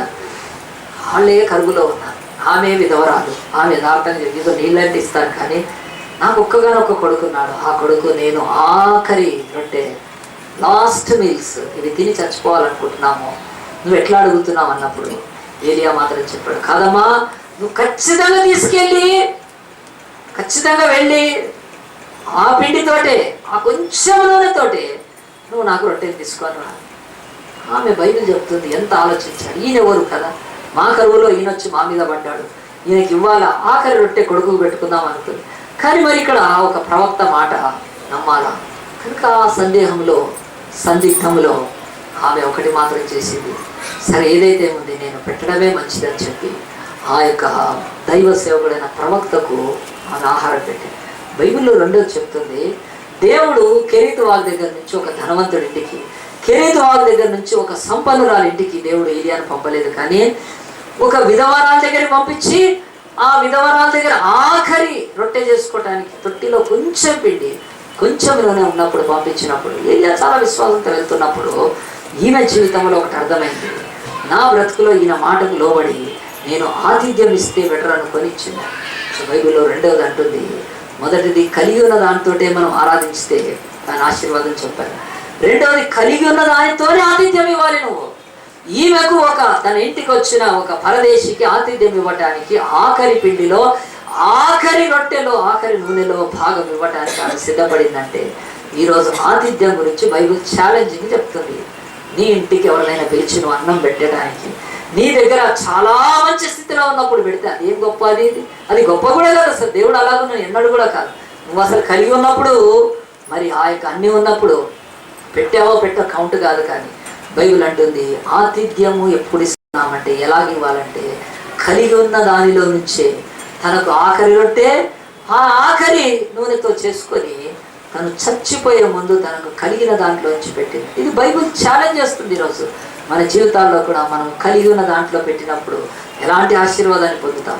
కలిగి ఉన్నది దేవునికి ఆతిథ్యం ఇచ్చినప్పుడు ఎలాగో ఆశీర్వాదం పొందుతాను. దేవుడు అంటున్నాడు, ఈరోజు చాలామంది ఆతిథ్యం చేయట్లేదని కదండి చెప్తున్నాను. నేను కొన్ని సంవత్సరాల క్రితము ఒక పేద ప్రజల మధ్యలో పనిచేసేవాడు, రాళ్ళు కొట్టుకునేవాళ్ళు, వాళ్ళు వడ్డరోళ్ళు వాళ్ళ దగ్గరికి వెళ్తున్నప్పుడు మరి సాయంత్రము ఎవ్రీ థర్స్డే గురువారం సాయంత్రం నేను వెళ్ళేవాడిని. వెళితే పాపము ఆ పేదవాళ్ళు వాళ్ళు ఒక ఇంటి ముందు ఇంకొకళ్ళు ఉంటారు, ఒకళ్ళ ఇంటి ఆవరణలోనే వస్తువులు పెట్టుకొని వాళ్ళ వంట సామాన్ పెట్టుకొని వాళ్ళ దగ్గరికి కూడా నేను వెళ్ళి ప్రార్థన చేయడానికి వెళ్తే వాడు అరే పాస్టర్ వచ్చాడే అని చెప్పి ఏం చేసేవాళ్ళు, తొందరగా పుల్లలు పెట్టేవాళ్ళు. కట్టెలు కాదు, పుల్లలు ఏరుకున్నవే. ఏంటవి? ముళ్ళు తెచ్చుకునేవాళ్ళు. పెట్టుకొని దేని మీద పెట్టేవాళ్ళు? స్టవ్ కాదు, రాళ్ళు. దాని మీద ఒక గిన్నె పెట్టి దాంట్లో నీళ్ళు పోసేవాళ్ళు. కూర్చో పాస్టర్ కూర్చో అని కూర్చునేవాడు. నేను అక్కడ వాడు కప్పుకునే దుప్పటి కింద వేసేవాళ్ళు. సరే కూర్చునేవాడు. కొద్దిసేపు అయినాక వాళ్ళు ఏం చేసేవాళ్ళంటే దాంట్లో నీళ్ళు పోసినాక దాంట్లో ఇంత టీ పొడి వేస్తే బ్లాక్ టీ, దాంట్లో చక్కెర వేసి నాకు ఇచ్చేవాడు. పాలు అంటే పాలు లేవు, వాళ్ళకి పాలు వాడరు అసలు. పాలు అంటే 1 కిలోమీటర్ పోయి తీసుకొని రావాలి. ఈవినింగ్ మిల్క్ కూడా దాదాపుగా దొరకకపోవచ్చు. ఆ కప్పులో తాగేవాడిని. అమ్మ చిన్నప్పటి నుంచి తాగలేదు, కషాయం లాగా ఉంటుంది. దేవా ప్రార్థన చేసుకొని తాగేవాడిని. కానీ వాళ్ళకి ఇచ్చే మనసు చూడండి, ఆతిథ్యం ఇచ్చి. పాస్టర్ మా ఇంటికి వచ్చాడే, ప్రార్థన చేయడానికి వచ్చాడే, కనీసం టీ అయితే తాగుతాడు ఈ పాస్టర్ అని చెప్పి వాళ్ళు బ్లాక్ టీ ఇచ్చేవాళ్ళంట. తాగి ప్రార్థన చేసేవాడు. చెప్తున్నాను, ఇప్పుడు సంవత్సరాలు అయిపోయింది. దేవుడు వాళ్ళ జీవితాలలో ఇంకా కట్టెలు ఏరుకొని ఇంకా పుల్లలు పెట్టుకునే బతుకులో లేదు. మన రీసెంట్గా నేను పాస్టర్ వెళ్తే చక్కమని గ్యాస్ ఆన్ చేసి గ్యాస్ పొయ్యి మీద టీ పెట్టిస్తున్నారండి. హల్లెలూయా చెప్తున్నాను. దేవుడు ఆతిథ్యం ఇవ్వడానికి. అయ్యో మా దగ్గర ఏమీ లేవు, కనీసం టీ పెట్టడానికి మిల్క్ కానీ లేకపోతే అవి లేవనుకోలేదండి. అప్పుడప్పుడు పిల్లల్నిచ్చి ఒక 5 రూపాయలు ఇచ్చి పోయి షాప్లో పరిగెత్తి ఒక టీ ప్యాకెట్ తీసుకొని వచ్చి వాళ్ళ గిన్నెల్లో ఆ యొక్క నీళ్ళు పోసి ఇవ్వడం అంటే అది ఏంటది? ఆతిథ్యం అండి, అంతే. It's hospitality. ఈరోజు ఎంతో మంది పాస్టర్లను పిలిచేవాళ్ళు లేరు అసలు కదండి. అడగండి, మీ జీవితంలో ఒక పాస్టర్ ఉంటే మీ ఇంటికి వచ్చినట్టు మీకు ఏమైనా గుర్తుందా? ఎంతమంది కదండి. ఏదో సిక్ అయినప్పుడు పాస్టర్స్ వాళ్ళు విజిట్ చేస్తారు, దట్ ఈస్ డిఫరెంట్. కానీ ఎప్పుడైనా పిలిచామా ఒక పాస్టర్ని? ఎప్పుడైనా ఆతిథ్యం ఇచ్చామా? రండి పాస్టర్ గారు మా ఇంటికి రండి, ఒక కప్పు టీ తాగండి అని కదా? లేదండి కదా. చర్చికి రావాలి, వెళ్ళిపోవాలంటే. కనుక పిలవని వాళ్ళ ఇంటికి మరి సిగ్గు లేకుండా నేను పోయే పాస్టర్ని అయితే కాదు. కొంతమంది బ్యాగ్ వేసుకొని ఎండ్ల చుట్టూ తిరుగుతూ ఉంటారు. సిస్టర్ రావాలా? ఏమొద్దు నాయన కదా, ఎందుకు ఫోన్ చేస్తూ ఉంటాను, ప్రార్థన చేస్తాను. అలాంటి దిక్కుమాలిన సేవకులు అయితే వదిలేసేయండి ఆల్రెడీ. కనుక ఏ రోజైనా నీకు ఒక దైవ సేవకుడి పట్ల మర్యాద, గౌరవం, ప్రేమ ఎప్పుడైనా ఆతిథ్యం ఇచ్చావా? బహుశా ఆతిథ్యం ఇచ్చినప్పుడు బైబిల్ సారేపతు విధవరాల్ని మించినోడు ఎవడున్నాడు ఈరోజు ప్రపంచంలో? బైబిల్ ఛాలెంజ్ చేస్తుంది. తనకు కలిగి ఉన్నది దాంట్లోనే ఆతిథ్యం ఇచ్చింది. ఏమీ లేదు ఆమె దగ్గర. ఆమె పేద విధవరాలు. ఆమె సంశయించలేదండి కదా. ఆయనను చూసి నువ్వు ప్రవక్తవే అయితే కదా, నీకైతే నేను రొట్టె పెడతాను, నీకు అంత పెడతాను, కానీ రాను నా మా ఇంటికి రా, నేను చెప్పింది అర్థంగా చూడు, ఇదిగో తొట్టిలో ఇంతే ఉంది, తీమవుతుంది. రైట్, ఇప్పుడు అబ్రకదబ్రా ఠప్ మనగా పెళ్లి ఫుల్ అయిపోయాను కదా. ఇప్పుడు ఈ నూనె బాటిల్ కదా, సన్ఫ్లవర్ కదా, గోల్డ్ అయిపోవాలి కదా. అయిపోయి రైట్, నువ్వు ప్రవక్త కనుక తినిగా అందా అండి ఈరోజు నుంచి కాదండి. అసలు చూస్తే తర్వాత ఆ దేశస్తులు కాదు, ఎవడో మాయల ఫకీరేమో, ఎవడో తెలియదు, వచ్చి కొడుకుని ఎత్తుకొని పోతాడేమో. ఎట్లా ఉంది, నేను రొట్టె అడుగుతున్నాను కదా, ఇంట్లో మేము రొట్టె తినేటప్పుడు ఏదైనా ఖర్చు ముట్టుకోవడం పెట్టి తీసుకొని వెళ్ళిపోతాడు, పిల్లోని ఎత్తుకొని పోతాడు. ఎన్ని అనుమానాలు అండి ఇవన్నీ. ఏమైనా ఉందా మీకు? బట్ శిబిరేవుడు అతడు దైవ సేవకుడని, ప్రవక్త అని ఆ మాత్రం నమ్మి చాలండి. అంతకంటే ఎవడు మోసాలు చేసేవాళ్ళు వేరుగుంటారు, అది అంతకంటే. ఈరోజు ఒక్క వ్యక్తికైనా ఒక పాస్టర్కి మన ఇంట్లో ఆతిథ్యం ఇచ్చామా? ఒక్క పూట ఆయనకు ఆహారం పెట్టామా? బైబిల్లో మీరు చూసుకోవాలండి. బైబిల్ అంటుంది అందు గురించి, ఈయన గురించి. అలాంటి కరువులో ఆమె మరి ఆ యొక్క వ్యక్తికి సహాయం చేసినప్పుడు బైబిల్లో ఆ యొక్క మొదటి రాజుల గ్రంథం 17వ అధ్యాయంలో చూడండి, ఆ యొక్క 12వ వచనంలో ఇశ్రాయేలు దేవుడైన యెహోవా సెలవిచ్చున్నాడని అంతటా ఆమె వెళ్ళి, అంతే ఏలియా చెప్పిన మాట చొప్పున చేయగా అతడు ఆమెను ఆమె ఇంటి వారును అనేక దినములు భోజనము చేయించు వచ్చిరి. కరువులో అందరూ చచ్చిపోతున్నారు, కానీ ఈమె చావట్లేదు, ఈయన కొడుకు మంచుకున్నారు. వాట్ ద సీక్రెట్ అంటే ఆమెకు ఆతిథ్యము తనకు కలిగిన దానిలో ఇచ్చి ఆమె కరువును దాటేసేసిందండి. ఆలోచించండి, ఈరోజు మన బ్రతుకుల్లో ఆతిథ్యము కలిగిన దాంతో ఇస్తే చాలు, ఏదో కొత్త ఒక్కర్లేదు. ఈ మాటలు యేసుప్రభు ఎత్తి పలికాడండి. చూడండి యేసుప్రభు ఏం చెప్పాడు. కొత్త నిబంధనలో దేవుని యొక్క వాక్యం చెప్తుంది. న్యూ టెస్ట్మెంట్లో యేసుప్రభు ఈమె విషయమై రాసినప్పుడు లూకా సువార్త 4వ అధ్యాయంలో 25వ వచనంలో యేసుప్రభు చెప్తున్నాడండి. కొన్ని వందల సంవత్సరాల తర్వాత యేసు ఈ లోకానికి వచ్చాడు కదా, ఆయన పుట్టాడు. ఆయన ఈ యొక్క సారెపతి విధవరాల గురించి బహు స్పష్టంగా ఆయన మాట్లాడాడు. లూకా సువార్త 4వ అధ్యాయం 25వ వచనంలో ఏలియా దినములందు యేసుప్రభు మాట్లాడుతున్నాడండి. ఎంతో కాలం గడిచిపోయింది, వందల సంవత్సరాలు. ఏలియా దినములందు 3 ఏండ్ల 6 నెలలు ఆకాశం మూయబడి దేశమంది అంతటను కరువు కాదు గొప్ప కరువు సంభవించినప్పుడు ఇశ్రాయేల్లో అనేక మంది విధవరాండ్రు ఉండినను ఏలియా సీదోనులోని సారేపతు అనే ఊరిలో ఉన్న ఒక విధవరాలి వద్దకే గాని మరి ఎవరి వద్దకును పంపబడలేదు. God the Jehovah believed. యెహోవా దేవుడు నమ్మాడు. సారేపతు విధవరాలు, ఆమెకు ఆతిథ్యం ఇచ్చే గుణం ఉన్నది. ఆమె తనకు కలిగిన దాంట్లోంచి ఒక అన్యురాలు ఆతిథ్యం ఇచ్చి ఈరోజు ఎంతో ఇచ్చేస్తుంది. క్రైస్తవుల కంటే ఒకసారి అన్యులే పాస్టర్ అంటే కూసో పాస్టర్, ఛాయ్ దాగ పాస్టర్, ఏదో ఒకటి అంటారు. చాలా రెస్పెక్ట్ ఇస్తారండి. దేవుడి సేవకులు అంటే అన్యుల్లో ఉంది ఇది. కానీ విచారకరం, ఈరోజు దేవుని బిడ్డలు పరీక్షించుకోవాలి. యేసు ప్రభు ఎత్తి అంటున్నాడు, గొప్ప కరువు ఆమె కాపాడబడిందంటే కలిగి ఉన్న దానిలో ఆతిథ్యం ఇచ్చింది. ఈరోజు మన ఇంటికి ఎవరైనా పిలవాలంటే నా ఇంట్లో వెండి పళ్ళాలు లేవు, నా ఇంట్లో గ్లాసు ఇవి లేవు, నా దగ్గర అవి లేవు, నా దగ్గర డైనింగ్ టేబుల్, ఇవన్నీ పిచ్చి మాటలండి. మనం వి కెన్ గివ్ యాస్ ఏది కలిగి ఉన్నామో. ఎంత పెద్ద ప్రవక్త కదండి. ఇప్పుడు ఎవరింట్లోకి వెళ్తున్నాడు? ఒక విధవరాలు ఇంటిలో దిక్కు మాలిపోయిన ఆ యొక్క బ్రతుకుల్లో కలిగిన ఆ కరువులో ఉన్న వాళ్ళ ఇంటిలోకి వెళ్తే ఆమె కలిగిన దాంతో ఇచ్చింది. ఈ బైబిల్ ఈరోజు ఛాలెంజింగ్గా చెప్తుంది. మన బ్రతుకుల్లో నిజంగా ఆతిథ్యం ఇస్తున్నామా?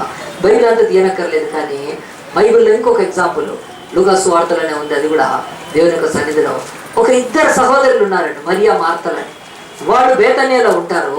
యేసుప్రభు ఒకసారి వాళ్ళ ఇంటికి వెళ్తే ఇంటికి వెళ్తే వాళ్ళిద్దరు అక్కచెల్లెలు కొట్టుకున్నారండి. అంటే ఇప్పుడు మీరు కొట్టుకోమని కాదు కదండి. 2 అక్కచెల్లెలు వాళ్ళు కొంచెం ఇబ్బంది పడ్డారు. ఏమని పడ్డారంటే దేవుని యొక్క వాక్యంలో 10వ అధ్యాయంలో చూడండి. లూకా సువార్త 10వ అధ్యాయంలో అంతటి వారు ప్రయాణం అయిపోవచ్చుండగా ఆయన ఒక గ్రామంలో ప్రవేశించారు. ఆ గ్రామం పేరు బేతన్య. మార్తా అనే ఒక స్త్రీ ఆయనను తన ఇంటి చేర్చుకుంది. యేసుప్రభుకు ఆతిథ్యం ఇస్తుంది. ఆమెకు మరియా అనే ఒక సహోదరి ఉండెను. జనరల్గా క్రిస్టియన్స్ అంటే మరియా ఉంటుంది ఇంట్లో కదండి. హల్లెలూయా. కనుక వీళ్ళింట్లో కూడా ఉంది మరియా అని. మరియా సహోదరి ఉండెను. ఈమె యేసు పాదాల మీద కూర్చుండి ఆయన బోధ వినిచుండెను. మార్తా విస్తారమైన పని పెట్టుకొని తొందరపడి ఆయనకు వచ్చి, ప్రభువా, నేను ఒంటరిగా పనిచేయటకు నా సహోదరి నన్ను విడిచిపెట్టినందున నీకు చింతలేదా? నాకు సహాయం చేయమని ఆమెతో చెప్పాను. అందుకు ప్రభు అన్నాడు, మార్తా నీవు అనేకమైన, అది వేరే విషయం, వదిలేయండి. ఒక ఇంటికి యేసు ప్రభు వెళ్ళాడు. 2 అక్క చెల్లెలు ఉన్నారు. అక్కేమో కూర్చొని ఏం చేస్తుంది? మంచిగా వాక్యం వింటుంటుంది కదా. చెల్లె పని చేస్తూ ఉంటా. ఆ మార్తా అంటుంది కదా, మరి ఏమంటుందంటే, నువ్వు యేసు ప్రభా నువ్వైతే టీచింగ్లు చేస్తున్నావు, ఈ టీచింగ్ బాగాలేదు ఇది అంటుంది. చెప్పాలి చెల్లెకు కదా పని చేయమని. మంచిగా కూర్చుంటే వాక్యం చెప్తా ఉన్నావు అని 2 అక్క చెల్లెలు అనుకుంటా ఉన్నారు. యేసు ప్రభు అయితే బెటర్ ఏదో చెప్పేశాడు. అది మన బోధ కాదు. ఈ అక్క చెల్లెలు ఎవరండి? వీళ్ళు బేతనీ గ్రామంలో ఉండే కడు పేదలే వీళ్ళు కూడా. యేసు ప్రభు యెరూషలేము నుంచి ఆయన యూదయ గలిలయ సమరయ ప్రాంతాల్లో తిరుగుతూ ఉన్నప్పుడు ఆయనను అనేకులింట చేర్చుకోలేదు, కానీ వీళ్ళు ఆతిథ్యం ఇచ్చారు. మరియా మార్తలో కొన్ని దినాలు అయిపోయింది. ఆ తర్వాత వీళ్ళ ఇంట్లో వీళ్ళ సహోదరుడు ఉన్నాడు లాజరస్. ఆయన చనిపోయాడు రోగం వచ్చినప్పుడు కబురు పెట్టారు. యోహాను సువార్తలో ఉంటుంది అది. యేసయ్యా నువ్వు రా మా ఇంటికి, మా సహోదరుడు సిక్కై ఉన్నాడు, అనారోగ్యం ఉన్నాడు. యేసుప్రభు రాలేదు. 4 దినాల తర్వాత వచ్చాడండి. వచ్చి ఆ సమాధి దగ్గరికి వెళ్ళి సమాధిలో నుంచి లాజర్ను బయటికి పిలిచి మృతుడిని సజీవుడిగా చేసి ఆ యొక్క సిస్టర్స్కి అప్పచెప్పాడు. అప్పుడు వాళ్ళకి ఎంత ఫేమస్ అయింది, ఎంత వాళ్ళు పాపులర్ అయ్యారు. బైబిల్ అంటుంది, యేసుకు తమ కలిగిన దాంట్లో ఆతిథ్యం ఇచ్చారు. మరియా మార్త వాళ్ళ ఇంటిలో కలిగిన రొట్టెలు యేసు ప్రభువుకు పెట్టి ఉంటారు బహుశా, కానీ యేసు వాళ్ళ ఇంటికి జీవాహారం అయ్యాడండి. హల్లెలూయా. చనిపోయిన వాడిని బాగుపరిచారు. ఎప్పుడైనా మన ఇంటికి ఇలాంటి ఆతిథ్యం ఇచ్చిన దినాలు గుర్తున్నాయా? మన ఇంటిలో మరియా మార్తలు తప్ప ఇంకెవరు లేరా? యేసు దగ్గరికి ఎంతో మంది వచ్చి ఆశీర్వాదాలు పొందారు, స్వస్థతలు పొందారు, విడుదలను పొందారు, ఎన్నో రకాల కార్యాలు చేశాడు యేసు ప్రభు వాళ్ళ కొరకు. వాళ్ళందరూ యేసు ప్రభువుకి ఆతిథ్యం ఇవ్వలేదండి. బైబిల్ చెప్తుంది మరియా మార్తలు ఇచ్చారు. వాళ్ళ పేరు లాజరు పేరు ఈరోజు ప్రపంచంలో 1200 భాషల బైబిల్లో ఉంది. వాళ్ళ పేరు దేవుడు ఎంత ఆయన వాళ్ళని హెచ్చించాడండి. దేవుడు అడుగుతున్నాడు, మరి యేసు ప్రభు ఇందాక కూడా హెచ్చించాడు. ఒక ఆమె సీదోను పట్టణంలోని ఆ సారేపతి విధవరాలని హెచ్చించాడు దేవుడు. అంటే తనకు కలిగి ఉన్న దాంట్లో ఆతిథ్యం ఇవ్వాలి మనము. దేవుడు అంటాడు ఇవ్వండి అంటున్నాడు కదా. ఎట్లా ఇవ్వాలి? కలిగిన దాన్నే ఇవ్వాలి. మొదటిది ఆరాధనలో యాకోబు వలె కలిగింది ఇచ్చి ఆరాధించాలి, నీకున్నదే ఇచ్చి. బైబిల్ చెప్తుంది ఆతిథ్యం ఇచ్చుటలో సారేపతి విధవరాల్లాగా కలిగిందే ఇచ్చి ఆతిథ్యం ఇయ్యి, దేవుడు నీ రుణాన్ని మర్చిపోడు, ఆయన తీర్చుకుంటాడు, ఖచ్చితంగా నేను చేస్తాడు అని ఆలోచించండి. ఈరోజు ఎవరినైనా పిలిచామా? సరే పాస్టర్ని వదిలిపెట్టండి, పాస్టర్ అంటే చాలా పంచాయతీలు ప్రాబ్లమ్స్ ఉంటాయి కనుక వదిలేయండి. ఎవరినైనా పిలిచామా? మన ఇంటికి ఎవరికైనా ఆతిథ్యం ఎప్పుడైనా ఇచ్చామా? ఎప్పుడూ పిలిచినా పోయి పడిపోవడం వేరే ఇళ్ళ మీద కదండి, బాగా ప్లేట్లు ఖాళీ చేసి రావడం లేదండి. ఎప్పుడైనా మన ఇంటిలో ఉందా? చాలామంది ఉన్నారండి. ఆతిథ్యం అనేది బతుకులోనే, కానీ బైబిల్లో ఆజ్ఞ ఏంటో తెలుసా? ఆతిథ్యము చేయ మరువకుడి. హెబ్రీ పత్రికలో ఉంది ఆతిథ్యము చేయ మరువకుడి. నేను చెప్పడం కాదు, బైబిల్లో తీసి చూపిస్తాను చూడండి. హెబ్రీలకు రాసిన పత్రిక తీయండి. ఆతిథ్యము చేయ మరువకుడు అనేది కమాండ్మెంట్ ఇది కూడా. కానీ ఆతిథ్యం ఎట్లా ఇవ్వాలంటే మనకు బాగా డబ్బులు ఉన్నప్పుడు అని కాదు, కానీ మనం ఎప్పుడైనా ఆతిథ్యం ఇవ్వచ్చు. ఆతిథ్యము ఇవ్వటము మర్చిపోకూడదని బైబిల్ చెప్తుంది. దేవుడు అంటున్నాడు ఆతిథ్యము చేయ మరువకుడు అని. హెబ్రీ పత్రికలో ఉంది ఆ మాట, చూద్దాం ఎక్కడుందో. దేవుడు అంటున్నాడు మనమందరం కూడా ఈ లోకంలో ఎన్నోసార్లు ఈ లోకం గుండా వెళ్ళం, కానీ మనం ఈ లోకంలో నుంచి ఒకేసారి వెళ్తాం కనుక ఆతిథ్యము చేయక మరొకటి. కొందరు తెలియకనే దేవదూతలకు ఆతిథ్యం ఇచ్చారనే మాట ఉంది. దయచేసి ఆ మాట చూడండి, ఎక్కడుంది ఆ మాట. 13 చదువమ్మా. సహోదర ప్రేమ నిలవరముగా ఉండనీయుడి, ఆతిథ్యము చేయ మరొకడి, దానివల్ల కొందరు ఎరుగకయే దేవదూతలకు ఆతిథ్యం ఇస్తుంది. Thank you. సహోదర ప్రేమ నిలకరంగా ఉండనీయండి. రెండోది ఆతిథ్యము చేయ మరొకడి. బైబిల్ అంటుంది మరి ఆతిథ్యము చేయ మరొకడి, బైబిల్ ఇచ్చిన ఆజ్ఞ కనుక దేంతో ఇవ్వాలి ఆతిథ్యం అంటే కలిగిన దానితోనే ఆతిథ్యం ఇవ్వాలి. మూడోది చెప్పిన ముగిస్తాను. అందరం కూడా లూకా సువార్త తీద్దాము. లూకా సువార్త 5వ అధ్యాయం తీద్దాము. బైబిల్ చెప్తుంది మూడవది కలిగిన దాంట్లో ఇంకా ఏమి ఇవ్వగలుగుతామో, కలిగిన దాని విషయంలో బైబిల్ ఏం మాట్లాడుతుందో లూకా సువార్త 5వ అధ్యాయంలో దేవుని యొక్క వాక్యం చెప్తుంది. చూద్దాము. లూకా సువార్త 5వ అధ్యాయంలో బైబిల్ జనసమూహములు దేవుని వాక్యమును వినుచు ఆయన మీద పడుచుండగా ఆయన గిన్నె సరైత సరస్థిరమున నిలిచి ఆ సరస్థిరమున ఉన్న 2 దోణులను చూచెను. జాలరులు వాటిలో నుండి దిగి తమ వలలు కడుగుచుండేది. ఆయన ఆ దోణిలో సీమోడనే ఒక దోణి ఎక్కి దరిండి కొంచెం త్రోయమని అతన్ని అడిగి కూర్చుండి దోణిలో నుండి జనసమూహములకు బోధించుచుండెను.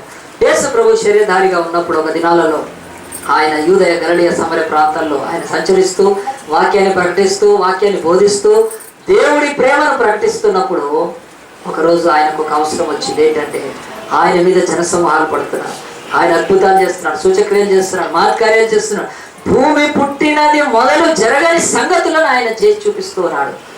జనులు ఆకర్షింపబడుతున్నారు. ఆనాడున్న మత నాయకులు, ఆనాడున్న మత బోధకులు, ఆనాడున్న రబ్బీలు, ప్రధానులు, శాస్త్రులు ఆ యొక్క పరిస్థితి అంత కుళ్ళిపోయారు కనుక వాళ్ళ దగ్గర ప్రేమ లేదు, వాళ్ళ దగ్గర కనికరం లేదు, వాళ్ళ దగ్గర అధికారం లేదు, ఏమీ లేదు కనుక జనులు సమాజ మందిరాలను ఆ మతాలను వదిలిపెట్టి ఆ యూదా మతాన్ని యేసుని వెంబడి వస్తూ ఉన్నారు. ఎక్కడ పోయినా మీద పడుతున్నారు. ఒకరోజు యేసు ప్రభు అలాగనే వాక్యం చెప్పాలని తెల్లవారుజామున ఆయన వాక్యం చెప్పడానికి వస్తే అక్కడ జనాలు మీద పడతా ఉన్నారు. ఏం చేయాలి? అక్కడ దగ్గరలో ఒక చిన్న మరి కొండ ఉంటే ఆ కొండ మీద ఎక్కి కూర్చొని ఆయన చెప్పచ్చు. ఆయనకి ఇంకే ఇలాగున్న పులిపిట్ లేదు, మైకు లేదు, ఏమీ లేదు, కానీ వాక్యం చెప్పాలి. వాక్యం చెప్పకుండా మరి ఆయన ఉండడు, వాళ్ళ యొక్క మీద కనికరపడ్డాడు. మరి అక్కడ వాక్యం చెప్పడానికి అనువుగా లేదు, ఎందుకు తోసేస్తా ఉన్నారు. తోసేస్తూ ఉంటుంటే కదా, తోస్తా ఉన్నప్పుడు వలేసుకున్న మామూలుగా న్యాచురల్గా ఎవరైతే నేను చెప్పను ఇట్లా దోషి పారేస్తుంది. ఎక్కువసేపు దోస్తే ఏమైందండి, ఎవరికైనా విసుకొచ్చేస్తారు కదా. చాలా మటుకు ఈరోజు రాజకీయ నాయకులకు కూడా ఒక్కోసారి చాలా విసుకొస్తారు కదా. ఒకవేళ అయితే వేసిపోయి పెట్టి కొడతానే ఉన్నారు. మరి యేసు ప్రభు ఆయన ఎంతో సహనం గలవాడు. ఆయన జనసమూహాలు తోసేస్తూ ఉంటే నేను వాక్యం చెప్పని ఏం చెప్పని పోయని చెప్పి యేసు ప్రభు అక్కడి నుంచి వెళ్ళిపోవచ్చు కదా. ఆయన లేకపోతే ఎవరైనా సెక్యూరిటీ పెట్టుకొని అందరినీ దూరం నిలబెట్టి అవి ఏమీ లేవండి. యేసు ప్రభు మనుషుల్లో కలిసిపోయాడు. ఆయన ఎన్నడూ ఇలాంటి ఓవర్ యాక్షన్ చేయలేదు. కొంతమంది సేవకులు ఈరోజు పనికి మాలిన వాళ్ళు ఏం చేస్తారంటే ఆయనకు సెక్యూరిటీ అందరు ఇట్లా పట్టుకోవాలి, ఆయన మధ్యలోంచి పోతూ ఉంటాడు, గన్ను పట్టుకుని అంత వెర్రితనము. దేవాది దేవుడు మనుష్యుడిగా అవతరించాడు, మనలో ఒకరి బట్టి వాడే రక్త మాంసాలు. అలాంటిది పుచ్చిపోయిన మనము పుచ్చిపోయిన వాడితో తిరగటానికి పెద్ద కష్టపడుతుంటారు కదండి. ఏమిటది అది ఆలోచించండి. ఈరోజు సేవకులు ఓవర్ యాక్షన్. ఒక రైతు ఉన్నాడు సేవకుడు, అసలు చెప్పకూడదు కానీ ఆయన ఇట్లా అంటాడు. అనగానే ఒక ఆయన వచ్చి కర్చీపుతో దుడుస్తాడు, చెమట అటు దుడుచుకోవడానికి. ఇట్లా చూడగానే ఒకరు బైబిల్ పెడతారు, వాడు 6 సూట్లు వేసి 7 బూట్లు వేసుకొని పోతా ఉంటాడు. ఉన్నాడు హైదరాబాద్లోనే ఉన్నాడు. చెప్తే సస్తారు కనుక అదేమిటండి అది? మరి ఈ సేవకులు అంటే ఏంటి? ఓవర్ యాక్షన్ కదా. దేవుడు అంటున్నాడు, మరి ఏలియాను కాపాడిన దేవుడు నిన్ను కాపాడా? తప్పకుండా కాపాడుతాడు. పోయినా కానీ పీడ పోద్ది కదా, ఇంకో సేవకుడు వస్తాడు. ఎందుక ఇది కాపాడు? ఎవడొచ్చి కొడతాడో, ఎవడిచ్చి అని వీళ్ళ మధ్య ఇట్లయితే మరి ఆనాడు ఆదిమ సంఘము క్రూరులైన రాజుల మధ్యలో నిలబడి రాజ్యాలను జయించి సింహాల నోళ్ళు మోయించి ఖడ్గదారం తప్పించుకొని అగ్ని చల్లార్చి బయటకు వచ్చింది సంఘం. ఆఫ్టర్ ఆల్ ఈ లోకంలో ఉండే కదా కట్టెలు అవి పట్టుకుని వచ్చే వాళ్లకు భయపడుతూ కదా, ఇట్లా అదంతా ఓవర్ యాక్షన్ అని బయటకు చెప్పండి. యేసు ప్రభువు కూడా ఆయన అందరి మీద పడుతూ ఉంటుంటే ఆయన లాగా ఇష్టపడ్డాడు, నన్ను జనులు తాకాలని, నాది వాళ్ళలో ఉండాలని, మనలో ఒకరి వంటి వాడయ్యాడు ఆయన. ఆయన ఏం బాధపడ్డాడు. కానీ మీటింగ్ ఇది కాకూడదని ఆయన అక్కడ ఏం చేశాడంటే నీళ్ళల్లోకి వెళ్ళి వాక్యం చెప్దాం అనుకున్నాడు. నీళ్ళలోకి వెళ్ళి వాక్యం చెప్తే ఆయన దుస్తులు తడిచిపోతున్నా నీళ్ళలో వాక్యం చెప్తున్నా నీళ్ళలో కూడా వచ్చేస్తారు. నీళ్ళలో దూస్తే అందరు కింద పడతారు కదా. ఇదంతా మంచి కూడా యేసు ప్రభు వెంటనే ఒక ఆలోచన చేశాడు. ఏంటంటే అప్పుడే ఆ యొక్క జాలరులు వాళ్ళు రాత్రి అంతా చేపలు పట్టారు, పట్టడానికి ప్రయత్నం చేసి మొత్తాన్ని కడుక్కొని ప్యాకింగ్ చేసుకొని వెళ్ళిపోతున్నారు. ఆ దోణిలో ఒక దోణిని చూశాడు. అక్కడ ఉండే ఆ దోణి ఓనరు పేతురుని అడిగాడు, ఏమనంటే, అయ్యా నీ దోణి నాకు కొద్దిసేపు ఇస్తావా? పేతురు చూశాడు, ఇంత జనసమూహాలు, ఈయన కూడా ఒక రబ్బీలాగా ఉన్నాడు. అనేకులు రబ్బీలు బోధకులు ఆనాడు కూడా ఉండేవాళ్ళు, చాలా మంచి ఆయన ఉన్నాడు. ఏమో మొత్తానికైతే అడిగాడు కదా అని చెప్పి వెంటనే తన దోణిని ఇచ్చాడు. కానీ యేసు ప్రభు నాడు కొంచెం లోపలికి తీసుకెళ్ళమని, అంటే మనుషులు దరిలో నిలబడితే యేసు ప్రభు నీళ్ళలోకి వెళ్ళి కొంత దూరం నిలబడితే అందరూ ఆయనను చూస్తూ వాక్యం వినడానికి, యేసు చేసే సూచక్రియలు మహత్కార్యాలు అనుభవించడానికి ఆయనకు ఆ నీళ్ళలో ఆ దోణిలో కూర్చొని వాక్యం చెప్పాడు. యేసు ప్రభు దోణిలో కూర్చున్న తర్వాత వాళ్ళందరూ కూర్చొని ఉంటారు, వాక్యం విన్నారు. మరి అలాగే యేసు ప్రభు చక్కగా ఆ యొక్క పని అయిపోయినాక మరి మళ్ళీ పేతురుని పిలిచి ఆయనకు కొంత ఉపకారం చేసి వెళ్ళిపోవడానికి ఇష్టపడ్డాడు. బైబిల్లో ఈ సంఘటన ఎందుకు రాసింది? బైబిల్ మూడవది చెప్తుంది. మూడవది, అవసరతలో మనకు ఉన్నది ఇచ్చి మనం దేవుని యొక్క సన్నిధిలో ఆయనను కనపరచగలుగుతాం. మొదటిది అది ఆరాధనలో మనకు కలిగినదే ఇవ్వాలి, ఆతిథ్యంలో కలిగినదే ఇవ్వాలి, అవసరతలో కూడా కలిగి ఉన్నది ఇస్తే చాలు. ఇక్కడ పేతురు ఏం తేగలుగుతాడండి కదా? పేతురు ఏం తీసుకొని రాగలుగుతాడు? పేతురు దగ్గర ఏముంది ప్రభువుకి అవసరతను తీర్చడానికి? అక్కడికి ఆ మురికి ఆ కంపు కొట్టే దోణి తప్ప ఏమీ లేదు పేతురు దగ్గర. కనుక బైబిల్ చెప్తుంది అవసరతలో మనం కలిగి ఉన్నదే ఇవ్వాలి. ఎవరికి అవసరత? ప్రభువుకి అవసరం. ఆయన ఎవరు? రక్షకుడు, ఆయన సృష్టికర్త. ఆయనకి ఇక్కడికి వచ్చాడు, ఈ ప్రాంతంలో ఆయనకి ఏమీ లేదు, ఆయన వచ్చాడు సేవ చేయడానికి. కనుక ఆయనకు అవసరతకు కావలసిన తన దగ్గర కలిగి ఉన్నదే పేతురు ఎవరికి ఇచ్చాడు? యేసు ప్రభుకి ఇచ్చాడు. చాలా మంచి జరిగిపోయింది. కానీ యేసు ప్రభు ఇది చేసిన యేసు ప్రభువుకు అవసరానికి ఒకవేళ యేసు ప్రభు వేరే ఒక చేసి ఉంటే, యేసు ప్రభు ఆయన మరి జన సమూహాలు మీద పడుతున్నప్పుడు వాళ్ళని తిట్టేసి వెళ్ళిపోకుండా ఆ పని చేయలేదు. లేకపోతే తర్వాత చెప్తానంటే మీటింగ్ కంటిన్యూ ఫాలోస్ టుమారో అని వెళ్ళిపోలేదు ఆయన కదా. సేమ్ టైం సేమ్ డే కదా అని చెప్పేసి ఆయన ఇంకో వారం తర్వాత వస్తానని వెళ్ళిపోలేదు కదా. లేకపోతే మీ అందరు అడ్రస్లు ఇవ్వండి, రాసుకోండి పేపర్లు, మీ అందరి కొరకు నేను ప్రార్థన చేస్తానని చెప్పి కదా. ఏమని లేదండి, ఆయన ఆ పని చేయలేదు. రెండోది వదిలిపెట్టేయలేదు. మూడోది ఆయనకు ఒక అవకాశం ఉంటుంది. ఏం అవకాశం అంటే యేసు ప్రభు అలాగనే నీళ్ళ మీద నడుచుకుంటూ పోయి నీళ్ళ మీద నిలబడి ఆయన వాక్యం చెప్పచ్చు. ఆయన నీటి మీద నడవగలుగుతాడు కదండి యేసు ప్రభు. ఆయన నీళ్ళ మీద నిలబడి వాక్యం కూడా చెప్పొచ్చు కదా. కానీ యేసు ప్రభు ఎందుకు చెప్పలేదు తెలుసా? ఆయన నీళ్ళ మీద నిలబడితే ఒక్కడు వాక్యం వినాడండి, చూస్తూ ఉంటాడు. ఒక్కడు వాక్యం వినాడు. యేసు ప్రభుకి ఆ సంగతి తెలుసు. ఎందుకో తెలుసా? ఎట్లా నిలబడ్డాడైనా? How he could stand, what the secret? ఇదే తప్ప ఎవడు విన్నాడు. ఎందుకంటే నీళ్ళ మీద ఎవడు నిలబడలేడు, ఆయన నిలబడగలుగుతాడు. ఆయన వాక్యం చెప్పాలండి, ఎవడు వాక్యం వినడు కదా. నీళ్ళ కింద ఏమైనా స్టాండ్ ఉందా? చిన్న స్టాండ్ పెట్టి సీక్రెట్గా నిలబడ్డాడు. ఇట్లా ఏం చేస్తున్నాడో తెలియక వాడు దేవుడు చెప్పింది వినేవాడు కాదు. కనుక యేసు ప్రభు అట్లాంటి ఓవర్ యాక్షన్ కూడా చేయలేదండి అప్పుడు కదా. ఆయన ధోనిని అడిగి ధోనిలో కూర్చొని వాక్యం చెప్పేసేసాడు. ఈ రోజు వరకు బైబిల్ చెప్తుంది, నువ్వు ఏమి ఇవ్వగలుగుతావంటే నీకు ఎవరైనా అవసరతలో నీ కలిగి ఉన్నది ఇస్తే చాలండి. ఒకసారి ఒక ఆయన పాస్టర్ గారిని ఒక పెద్ద సభలకు ఒక చోట పిలిచారు వాక్యం చెప్పడానికి. ఒక చర్చ్ ఆయన వాక్యం చెప్పాడు. చర్చ్కి వెళ్ళి చక్కగా రెస్పాన్స్ వచ్చింది. చాలా మంది గెస్ట్ స్పీకర్స్. కనుక నేనైతే ఇంతవరకు ఏ గెస్ట్ స్పీకర్ పిలవలేదు, పిలుస్తాను ఫ్యూచర్లో. కానీ ఆ గెస్ట్ స్పీకరు నేను చెప్పే కంటే మంచి వాక్యం చెప్పగలిగిన వాడైతే పిలవాలని ఇంతవరకు పిలవలేదు. అట్లానే లేరని కాదు, కానీ మరి చాలా మంది చర్చిలో గెస్ట్ స్పీకర్గా పిలుస్తారు. నేను పోతుంటాను చాలా చర్చిలో గెస్ట్ స్పీకర్గా. ఆ చర్చికి ఆయన గెస్ట్ స్పీకర్గా పిలిస్తే ఆయన పోయి వాక్యం చెప్పాడు. వాక్యం చెప్పిన తర్వాత మంచిగా రెస్పాన్స్ వచ్చింది. కానీ చర్చ్ అంతా నిరాశగా ఉన్నారు వాళ్ళు. నేను అడిగాడు, వాట్ హ్యాపెండ్? నా వాక్యం ఫెయిల్ అయిందా, లేకపోతే నా వాక్యం చాలా బాధాకరంగా ఉంది, ఏంటి, వాట్ ఈస్ ద ప్రాబ్లం అంటే, వాళ్ళు ఇక చర్చ్ వాళ్ళంతా కలిసి చెప్పేశారు. చర్చ్ ఎందుకు ఆ రోజు ఆదివారం అంతా నిరాశగా ఉందంటే, ఆ చర్చ్కి ఒక డెడ్ లైన్ ఉండేదాన్ని. ఏమిటంటే, వాళ్ళు ఒక ల్యాండ్ కొట్టడానికి ఒక డబ్బులు కట్టారు. ఆ డబ్బులు, మిగతా డబ్బులు కట్టడానికి ఆ యొక్క బ్యాలెన్స్ 2 రోజులు మిగిలింది. అలా కింద లేచిన ఆ డబ్బులు రావట్లేదు, ఏమి చేసినా లేదు. ఆ సంఘంలో ఇచ్చే వాళ్ళంతా ఇచ్చారు, కానీ వాళ్ళు అనుకున్న డబ్బు కావట్లేదు. ఎవరి దగ్గర ఏం చేయాలి? అప్పు చేయాలా? ఎవరిస్తారు? అప్పు అయినా దానికి గ్యారెంటీ కావాలి. వాళ్ళు చాలా వేదనలో పాస్టర్ చెప్పాడు, ఇట్లా ఎంత కట్టాలంటే ఆనాడు దాదాపు చాలా ఏం లేదు, 5 lakhs ఇంకా బ్యాలెన్స్ ఉంది. మరి వాళ్ళ దగ్గర అంతా తిప్పి కొడితే 1 lakh కూడా లేదు, ఇంకా 4 lakhs డెఫిసిట్ ఉంది. ఎట్లా అని అనుకొని వాళ్ళు మొదలు పడుతున్నప్పుడు, సరే ప్రార్థన చేయమని చెప్పి ఈ దైవ సేవకుడు కూడా నిలబెట్టారు. నేను ప్రార్థన ఆయన ప్రార్థన అయితే చేశాడు. ప్రార్థన చేసిన తర్వాత ఆ ప్రార్థన చేస్తుండగా ప్రార్థన మధ్యలోనే దేవుడు మాట్లాడాడు ఆయనతో. ఏమి నువ్వు ఇవ్వలేవా నువ్వు వీళ్ళకి అన్నాడు. ఆయన చాలా పెద్ద దైవ సేవకుడు. సరే ఆ మాట బయటికి అనలేదు కానీ ప్రార్థన చేసి వెళ్ళిపోయాడు. ఇక వెళ్ళి తన ఇంటికి వెళ్ళిపోయాక ఆలోచిస్తూ ఉన్నాడు, ఎట్లా బా దేవుడు నన్ను మాట్లాడాడే, నేను ఎట్లా అని అనుకున్నాడు. కానీ ఆయన ఒకసారి అయినా వాటికి ఆ చర్చ ఎవరో ఏదో ఒకటి ప్రతిసారి ఆయన మనసు కుంగిపోతూ ఉంది. దాని విషయం జ్ఞాపకం ఉన్నప్పుడు వెంటనే ఏం చేశాడంటే, బ్యాంకులో అన్నీ చూశాడు, లేవన్నీ డబ్బులు. అయినా వాటికి మొత్తానికైతే ఊడిస్తే వస్తాయని తెలుసుకొని తన బ్యాంకులో ఉన్న డబ్బులు అవన్నీ డ్రా చేస్తే మినిమం బ్యాలెన్స్ కూడా పడిపోయి మొత్తం 4 లక్షలు ఎత్తి వాళ్ళకి పిలిచి ఇచ్చేసాడు. వెంటనే ఆ డబ్బులు తీసుకొని ఆ డబ్బు కట్టి ఆ యొక్క ల్యాండ్ కొరకు రిజిస్ట్రేషన్ చేసుకున్నాను. గొప్ప సంతోషంతో అందరూ వచ్చి ఆయనకు చాలా వందనాలు చెప్పి వెళ్ళిపోయారు.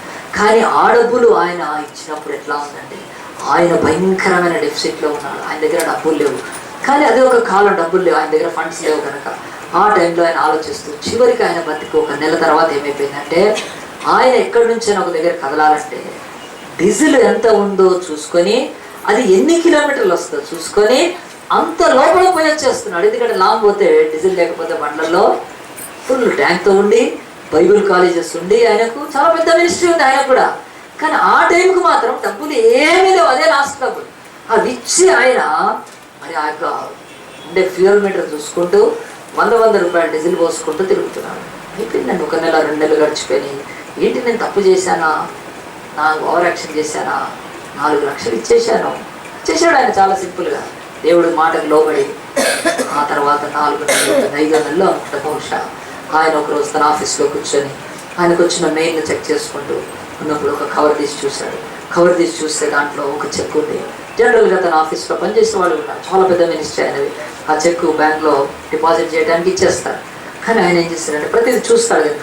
ఆ చెక్ చూసినప్పుడు అది ఇక్కడిది కాదు, అది ఇంటర్నేషనల్, అంటే మన ఇండియాది కాదు, వేరే చూశాడు. ఎక్కడ సింగపూర్ది ఎవరో పంపించారని రాసిందంత లెటర్. అది చూసినప్పుడు ఆయన కళ్ళలోంచి నీళ్ళు తిరిగిపోయి 40 lakhs చెక్ వచ్చారండి. హల్లెలూయా. సింగపూర్ నుంచి ఒక మినిస్ట్రీ వాళ్ళు పంపించారు. ఈయన మినిస్ట్రీ గురించి వాళ్ళకి తెలుసు. కింద వాళ్ళకి ఆఫరింగ్ ఇవ్వాలనుకున్నారు, ఇచ్చారు. మరి ఇచ్చినప్పుడు ఆ 40 లక్షలు వాళ్ళకి పెద్ద కాకపోవచ్చు, కానీ ఈయన ఎప్పుడైతే ఆ చెక్కు చూస్తే ఆ చెక్కు మీద ఆయన కళ్ళ నీళ్ళు పడ్డాయి. దేవా నువ్వు ఎంత గొప్ప దేవుడవు, నేను 4 లక్షలు కలిగినది ఇచ్చేస్తే ప్రభువా నువ్వు 10 రెట్లు నాకు ఇస్తావా? అదంటే దేవుని యొక్క సన్నిధిలో జరిగింది. ఆ సేవకుడు మాకు సాక్ష్యం చెప్తే నేను చెప్తున్నాను. ఆ రోజు నుంచి కూడా ఛాలెంజింగ్. ఈరోజు బైబిల్ చెప్తున్నది, కలిగినదే మనము అవసరతలో ఇవ్వటం నేర్చుకోవాలి. ఎవరికైనా తన దగ్గర ఏముంది, ఒక్క దోణి ఉంది పేతురు దగ్గర, అది కంపు పడుతుంది. అది రెండోది, ఆయనకు ఆ రాత్రినే చేపలు పట్టలేదు, అదో దరిద్రం దినం ఆయనకు. తెల్లారి వెళ్ళిపోతుంటే ఈయనేంటి ఊరికేనా నన్ను పోయి ఇంటికి పోయి ఏదో చూసుకోవాలి పని, వాళ్ళు గడుక్కుంటున్నాడు. జస్ట్ గో ఫాస్ట్, ఇంటికి వెళ్ళిపోవాలి. ఇక ఆయన ధోని అంటే ఇంకా వెయిట్ చేయాలి అక్కడ. ఆయన కొరకు సమయం ఎందుకు ఇవ్వాలి? ఆయన అవసరం ఏదో బోధకుడు కదా, ఆయన అవసరం ఆయన చూసుకుంటాడు అని అనుకోలేదండి పేతురు తనకున్న ఒక చిన్న ధోనిని ప్రభువుకి అవసరతలో కలిగి ఉన్నదే. పేతురుని ఏం తెమ్మండి, నీ ధోని ఇస్తే చాలు, ఇచ్చాడు. ధోనిలో కూర్చున్నాడు. ఆ తర్వాత 2 ధోనిలు పట్టేంత చేపలు వచ్చినాయి. తెలుసు మనకు అద్భుతం అంతా. కింద చదివితే యేసు ప్రభు కూడా అప్పటికప్పుడు వెళ్ళిపోకుండా రుణం తెచ్చుకోవడానికి యేసు ప్రభు అన్నాడు, ఇంకొంచెం లోతుకు తీసుకెళ్ళమన్నాడు. అందరూ వెళ్ళిపోయినాడు. ఇక్కడ వలయమన్నాడు. వలయమంటే ఆయన చెప్పాడు, అయ్యా మేము పుట్టుకతో జాలర్లం, మేము కదా. రాత్రి అంతా వేసాను, ఏమీ కాలేదు, అయినా నీ మాట చొప్పున వేస్తానని వేసాడు. మొలలు పిగిలిపోయేంత 2 దోణెలు నింపుకున్నారు. ఆ రోజు తెలుసుకున్నారు. కానీ యేసుప్రభు అక్కడ వదిలిపెట్టలేదు. పేతురుతో అన్నాడు, నువ్వు నన్ను వెంబడిస్తే నేను మనుషుల పాటు జాలన చేస్తాను. ఆ తర్వాత ఒకనాడు దోణె తనకు కలిగి ఉన్న దాంట్లో ప్రభు అవసరతలో ఇచ్చిన ఆ యొక్క పేతురే ఈరోజు నేను మొదట చదివించాను. ఇప్పుడు ఎక్కడికి వెళ్ళిపోయాడు పేతురు? ఆయన తనకు ఒకనాడు కలిగి ఉన్న దోణిని యేసుక్రీస్తుకి ఇస్తే యేసుక్రీస్తు ఏమి ఇచ్చేశాడు పేతురికి? వెండి ఇవ్వలేదు, బంగారం ఇవ్వలేదు, సగం ఎరుసలేము రాసి ఇవ్వలేదు, ఒక ఊరు రాసి ఇవ్వలేదు. ఈ పనికి మాలిన బాబాలు, దేవుళ్ళు, దొంగలనే వాళ్ళ దగ్గర బంగారాలు, వెండి, ఈరోజు వస్త్రాలు, ల్యాండ్లే ఉన్నాయి వాళ్ళ దగ్గర. అని జీవం గల యేసుక్రీస్తు తనకు కలిగి ఉన్న దాంట్లో ఎవడైనా అవసరం తీరిస్తే దేవుడు అతనికి ఏమిస్తాడంటే పేదరికి ఇచ్చిందే ఇస్తాడు కదండి. ఏమన్నాడు? నా దగ్గర వెండి బంగారాలు లేవు, కానీ నాకు కలిగి ఉన్నదే నీకు ఇస్తున్నాను. కుంటి వాడిని లేచి నడిపించాడు, అంతే. పరలోకపు అధికారాన్ని ఇచ్చాడు దేవుడు.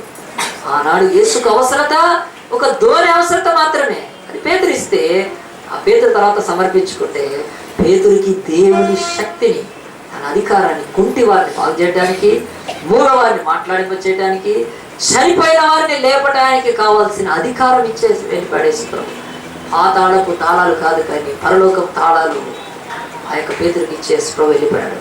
ఆలోచించండి, ఈరోజు మనం ఎవరైనా అవసరతలో ఈరోజు మనం కలిగి ఉంది ఇవ్వగలుగుతున్నామా? ఇది నాకే లేదు కదా, నాకే సరిపోదు కదా, నేను వాళ్ళకేమి ఇస్తాను అనుకుంటే దేవుడు అంటున్నాడు. మరి ఆనాడు పేతురు కూడా అనుకుంటే ఈరోజు మన బైబిల్లో ఆయన పేరు కూడా ఉండేది కాదు. కలిగి ఉన్న దానిలో నుంచి ఇవ్వాలని బైబిల్ చెప్తుంది. 3 చెప్పాను. మొట్టమొదటిది ఆరాధనలో నీకు కలిగి ఉన్నదే యాకోబు వలె ఇవ్వగలుగుతాను. ఇడు దేవుడు అంటాడు, నీ ఇంటిని కడతాడు ఆయన. ఇంకా నువ్వు కిరాయి ఇండ్లలో, ఇందిరమ్మ ఇళ్ళ వైపు, రాజగృహాల వైపు చూడాల్సిన అవసరం ఉండదు. దేవుడు రెండోది అంటున్నాడు, ఆతిథ్యం ఇవ్వట్లో. ఒక పేద విధవరాలు, సారేపోతు విధవరాలు ఈరోజు ప్రపంచానికి ఛాలెంజ్ చేస్తుంది. ఆఖరి దాంట్లో కూడా పెట్టింది, ఆతిథ్యం ఇచ్చింది, కరువంతటిని దాటింది. పేతురు అనే ఒక జాలరి, ఒక చేపలు పట్టుకునే ఆయన ప్రభువుకు అవసరతలో తన కలిగి ఉన్న దోణిని ఇచ్చాడు. ఆ తర్వాత ఆయన ఈరోజు పరలోకపు పట్టణంలో ఆ 12 ద్వారాల మీద ఒక పేరు పేతురుది కూడా ఉంటుంది. పరలోకపు తాళం చేతులు ఇచ్చేసి పడేసు ప్రభు. అవసరతలు ఈరోజు లోకంలో ఉంటే మనం ఏమని ఇస్తున్నామా? 2 సంగతులు చెప్పి ప్రార్థన చేస్తాను. దేవుడు కూడా ఇచ్చాడు తనకు కలిగి ఉన్నది. నీ దేవుడు, నీ సృష్టికర్త. దేవుడు అంటే కోట్ల మంది ఉండరు, 3 కోటి 40 కోట్లు ఉండరు. దేవుడు అంటే ఒక్కడే ఒక్కడు దేవుడు. ఆ దేవుడి పేరు యెహోవా దేవుడి, సృష్టికి సృష్టికర్త కనుక ఆ సృష్టికర్త అయిన దేవుడు బైబిల్లో అంతా ప్రపంచానికి ఈజీగా వచ్చి ఒక వాక్యం చదువుతారు. దేవుడు లోకమును ఎంతో ప్రేమించను, కాగా తన అద్వితీయ కుమారుని విశ్వాసం ఉంచిన వాడు నశింపగా నిత్య జీవం పొందినట్లు ఆయనను అనుగ్రహించను. God the Father gave only his begotten son. తండ్రి తనకు కలిగిన కుమారుని లోకరక్షణ వరకు ఇచ్చేశాడు కనుక ఆ తండ్రే చెప్తున్నాడు, కలిగి ఉన్నదే ఇవ్వండి మీరు కూడా. మరి ఆ కుమారుడు ఏమిచ్చాడు? ఆ కుమారుడు తన్ను తాను మనకు సమర్పించుకున్నాడు. హెబ్రీ పత్రిక 7వ అధ్యాయము 28వ వచనం చదివి మనం ప్రార్థన చేద్దాము. హెబ్రీ పత్రిక 7వ అధ్యాయము 28వ వచనం మనం అందరం చూద్దాము. హెబ్రీ పత్రిక 7వ అధ్యాయము 28వ వచనం నేను చదువుతాను. దేవుని యొక్క సన్నిధిలో బైబిల్ చెప్తుంది. హెబ్రీ పత్రిక 7:28లో ధర్మశాస్త్రము బలహీనత గల మనుషులను యాజకులుగా నియమించును, కానీ ధర్మశాస్త్రము తర్వాత వచ్చిన ప్రమాణపూర్వకమైన వాక్యం నిరంతరము సంపూర్ణ సిద్ధి పొందిన కుమారు నియమించను కనుక ఈయన ఆ ప్రధాన యాజకుని వారి మొదటి తన సొంత పాపముల కొరకు, తర్వాత ప్రజల పాపం కొరకు దినదినము బలులను అర్పింపవలసిన అవసరం కలవాడు కాదు. తన్ను తాను అర్పించుకున్నప్పుడు ఒక్కసారే ఈ పని చేసి ముగించను. యేసు కూడా తనకు కలిగిందే ఇచ్చాడు లోకానికి. ఏమిచ్చాడు? ఆయన కలిగిందే. ఆయన చేతులు ఆయనవే. తనకు కలిగి ఉన్న చేతులను ఎవరి కొరకు ఇచ్చాడు తెలుసా? ఈరోజు దొంగల కొరకు ఇచ్చాడు. ఈ చేతులతో దోచుకుంటున్నవాడు, ఈ చేతులతో ఫోర్జరీలు చేస్తున్నాడు, ఈ చేతులతో భార్యని కొట్టేవాడు, ఈ చేతులతో కత్తులు పట్టుకొని పొడిచే వారి కొరకు ఆ తండ్రి అడిగాడు, యేసు నువ్వేమిస్తావు ఈ లోకానికి అంటే, తండ్రి నాకు కలిగి ఉన్న చేతులను లోకములోని దుర్మార్గుల కొరకు ఇస్తాను. కొట్టండి, చేతుల్లో మేకులు కొట్టారు, రక్తం కారుతూ ఉంది కదా. ఆ తండ్రి అడిగాడు, ఇంకేమిస్తావు? తండ్రి నాకు కలిగి ఉన్న తలను, ఈ శిరస్సుని ఇచ్చేస్తాను. ఎవరికొరు కిరీటాలు పెట్టడానికి కాదు, ముళ్ళ కిరీటానికి. దురాలోచనలు, చెడు ఆలోచనలు, చెడు తలంపులు, చెడు ఊహలు, కుట్రలు పన్నుతారు ఆలోచించి. ఆ యొక్క తండ్రితో అన్నాడు, దేవా నా తండ్రి, ఈ లోకం కొరకు నాకు కలిగి ఉన్న తలని ఇచ్చేస్తాను. ముళ్ళ కిరీటం పెట్టారు యేసు ప్రభువుకి. ఆయన తలనిచ్చాడు మన కొరకు. అంతేకాదు ఆయన కాళ్ళను ఇచ్చాడు. ప్రభు ఈ కాళ్ళను నేను ఎవరి కొరకు ఇస్తావంటే, తప్పుడు మార్గాల్లో నడిచేవాళ్ళు, దొంగ మార్గాల్లో నడిచి చెప్పేది ఒక చోటికి వెళ్ళేది ఒక చోటికి, దుర్మార్గమైన మార్గాల్లో ప్రతివాడు తన త్రోవను తప్పిపోయాడు. ఈరోజు యేసుప్రభు కాళ్ళలో మేకులు, ఎవరి టెంపుల్కి వెళ్ళేవాడి కొరకు ఆయన కాళ్ళలో మేకులు ఉన్నాయి. ఈరోజు దేవుడు కాని వాటిని, దైవము కాని వాటిని, వెండి, ఇత్తడి, బంగారు, రాయి, చెక్క, కర్ర, కొయ్య, బొమ్మలు దేవుళ్ళు అని ఎక్కుతున్నారు. కొండలు ఎక్కిపోయి వాటిని వెళ్తున్న వాళ్ళందరి కొరకు అన్నాడు ఆ యొక్క కుమారుడైన తండ్రి, వీళ్ళంతా తప్పిపోయారు, తప్పుడు మార్గాల్లో ఉన్నారు, ఆ కాళ్ళను పొడవు, ఆ కాళ్ళు ఇచ్చేస్తారు, వాళ్ళు నడిచిన ఆ యొక్క పాపము మార్గాలకు నా రక్తము ఇస్తున్నాను అన్నాడు. అంతేనా, ఆయన వీపునిచ్చాడండి, బైబిల్లో ఉంది కదా, హింసించే వారికి తన వీపును అప్పచెప్పాడు. లోకంలోని ప్రతి వ్యాధి రోగగ్రస్తుడి కొరకు ఆయన వీపు మీద కొరడా దెబ్బలు కొట్టారు. తాగొద్దు అంటే తాగుతున్నావు, ఏం పాడవుతుంది కదా, లివర్ పాడవుతుంది. సిగరెట్ తాగొద్దు అంటే లంగ్స్ పాడవుతాయి. ఈ దేహాన్ని అంతా నాశనం చేసుకుంటున్నారు కదా. కనుక నా దేహాన్ని కొట్టు వారికి నేను అప్పచెప్తానని అన్నాడు, నా దేహం ఇస్తాను. అంతేనా, జారుల కొరకు, వేష్యల కొరకు అన్నాడు యేసు, నా పక్కనిచ్చి, నాకు కలిగి ఉన్నదే, this side is mine but I will give for the sinners. Adultery, ఫోర్నికేషన్లో ఉండే వాళ్ళకు ఆయన తన పక్కనిచ్చేసాడు. యేసు ప్రభు అంటున్నాడు, ఆయనకి ఏమి ఇవ్వాలి, ఆయన తన కలిగినదంతా ధారపోసాడు. లోకంలో లక్షల కోట్ల మంది పాపం కొరకు తన కలిగి ఉన్న రక్తపు బొట్టు ఉదయం నుంచి 9 గంటల నుంచి ఆయన సిలివేస్తే సాయంత్రం 3 గంటల వరకు ఎవడి రక్తం ఉండదండి, కారిపోతూనే ఉంది బొట్టు. ప్రార్థన చేస్తూనే ఉన్నాడు, సిలువ రక్తముతో ఆయన ప్రార్థన చేస్తూ లోకానికి విమోచన ఇచ్చాడు. ఆ యేసు ప్రభు అన్నాడు, ఇయుడి ఇయ్యబడును. ఏమియాలి, నీకు కలిగి ఉన్నది. ఇప్పుడు నేను యాకోబుని దీవించినట్టు దీవిస్తాను, నీకు కలిగి ఉన్నదే ఇయ్యి, సారెపతి విధవరాల్లాగా కరువును దాటిస్తాను. కలిగి ఉన్న ధ్వనినే ఇయ్యి, పేతురులాగా మంచి మనసుతో నేను నా యొక్క అపోస్తులుగా కూడా చేసుకుంటాను. కానీ ఈరోజు ఏమి ఇస్తున్నామండి కదా, మనం ప్రశ్నించుకోవాలి కదా. ఈరోజు మన బ్రతుకుల్లో ఉన్న దరిద్రాలన్నిటికీ కారణము చెప్పాను మొదట్లో, గివింగ్ ఈజ్ డివైన్. ఇవ్వటము దైవత్వము, ఆ లక్షణం దైవ కుమారులకు ఇచ్చేది మనకి ఇస్తున్నాం. మనం ఇచ్చిన కొలది పొందుకుంటాం. అందు గురించి బైబిల్ ఒక్క మాట దయచేసి తీయండి. కొరింథీయులకు రాసిన పత్రికలో బైబిల్ అంటుంది, ఎవరో గీ పెట్టుకొని కదా ఇంటికి డొనేషన్ బుక్కులు పట్టుకొని వచ్చినప్పుడు ఇచ్చేది, అదేమి ఇచ్చేయడం అంటే అది బైబిల్ ఇవ్వడం కాదు.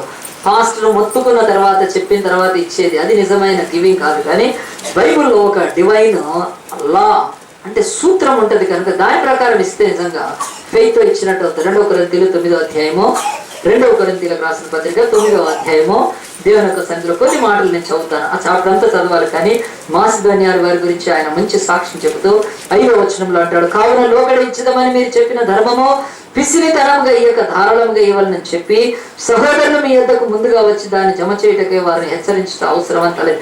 450 సంఘాలు కట్టిన పౌలు అంటున్నాడు, అయ్యా మీరు ఇంతకుముందు ఇస్తాన్నారు కానీ పిసినితనంగా వద్దు, నేను కొంతమందిని పంపిస్తున్నాను, సంఘాలు విస్తరించాలి, సేవ కట్టబడాలి, పరలోకంలో మీ ధనము చేరాలి అని 6వ వచనంలో అంటాడు. కొంచెంగా విత్తువాడు కొంచెంగా పంటకు వస్తాడు, సమృద్ధిగా విత్తువాడు సమృద్ధిగా పంటకు వస్తాడు అని విషయం చెప్పవచ్చు.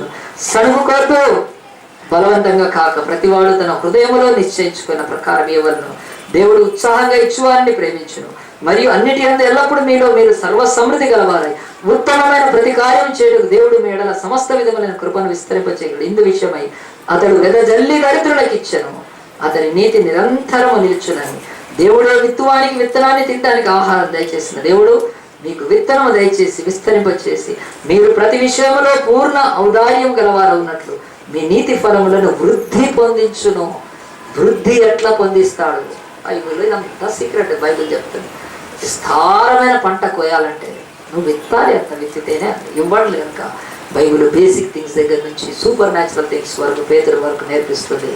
ఆలోచించండి, ఏమి ఇవ్వాలి అంటే బైబిల్ అంటే కలిగిన దానినే నువ్వు అంటే ఏమి కలిగి ఉన్నావు నీవు, అది నీకే తెలుసు. అందరం తలలు వచ్చి దేవుని సన్నిధిలో చూచి ఈరోజు మనం రక్షింపబడ్డామంటే, మారు మనసు పొందామంటే, పాప క్షమాపణ పొందామంటే దేవుని యొక్క సన్నిధిలో మనందరం తల ఎవరిటోటు కదలద్దు, దయచేసి కదలద్దు. ప్రార్థన అయిన తర్వాతనే లేవండి.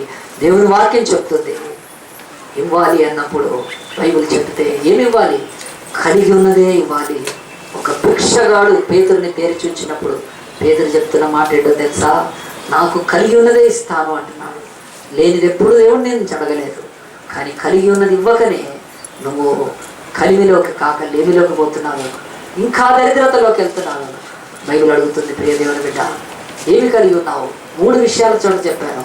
మొదటిది, యాకోబు కలిగిన దానిలో నుంచి ఆరాధనలో దేవునికి ఇచ్చి, ఆయన ఒక దేశపు పేరు కూడా ఆయనతో పెట్టబడిందంటే, ఆయన ఒక రాతిని తీసుకొని నూనె పోసాడే, తన ప్రయాణానికి కావాల్సిన నూనె అంతటిని దాని మీద పోసి దేవుని ఆరాధించాడు. ఈరోజు నీ ఆరాధనలు ఏమిస్తున్నావు దేవునికి?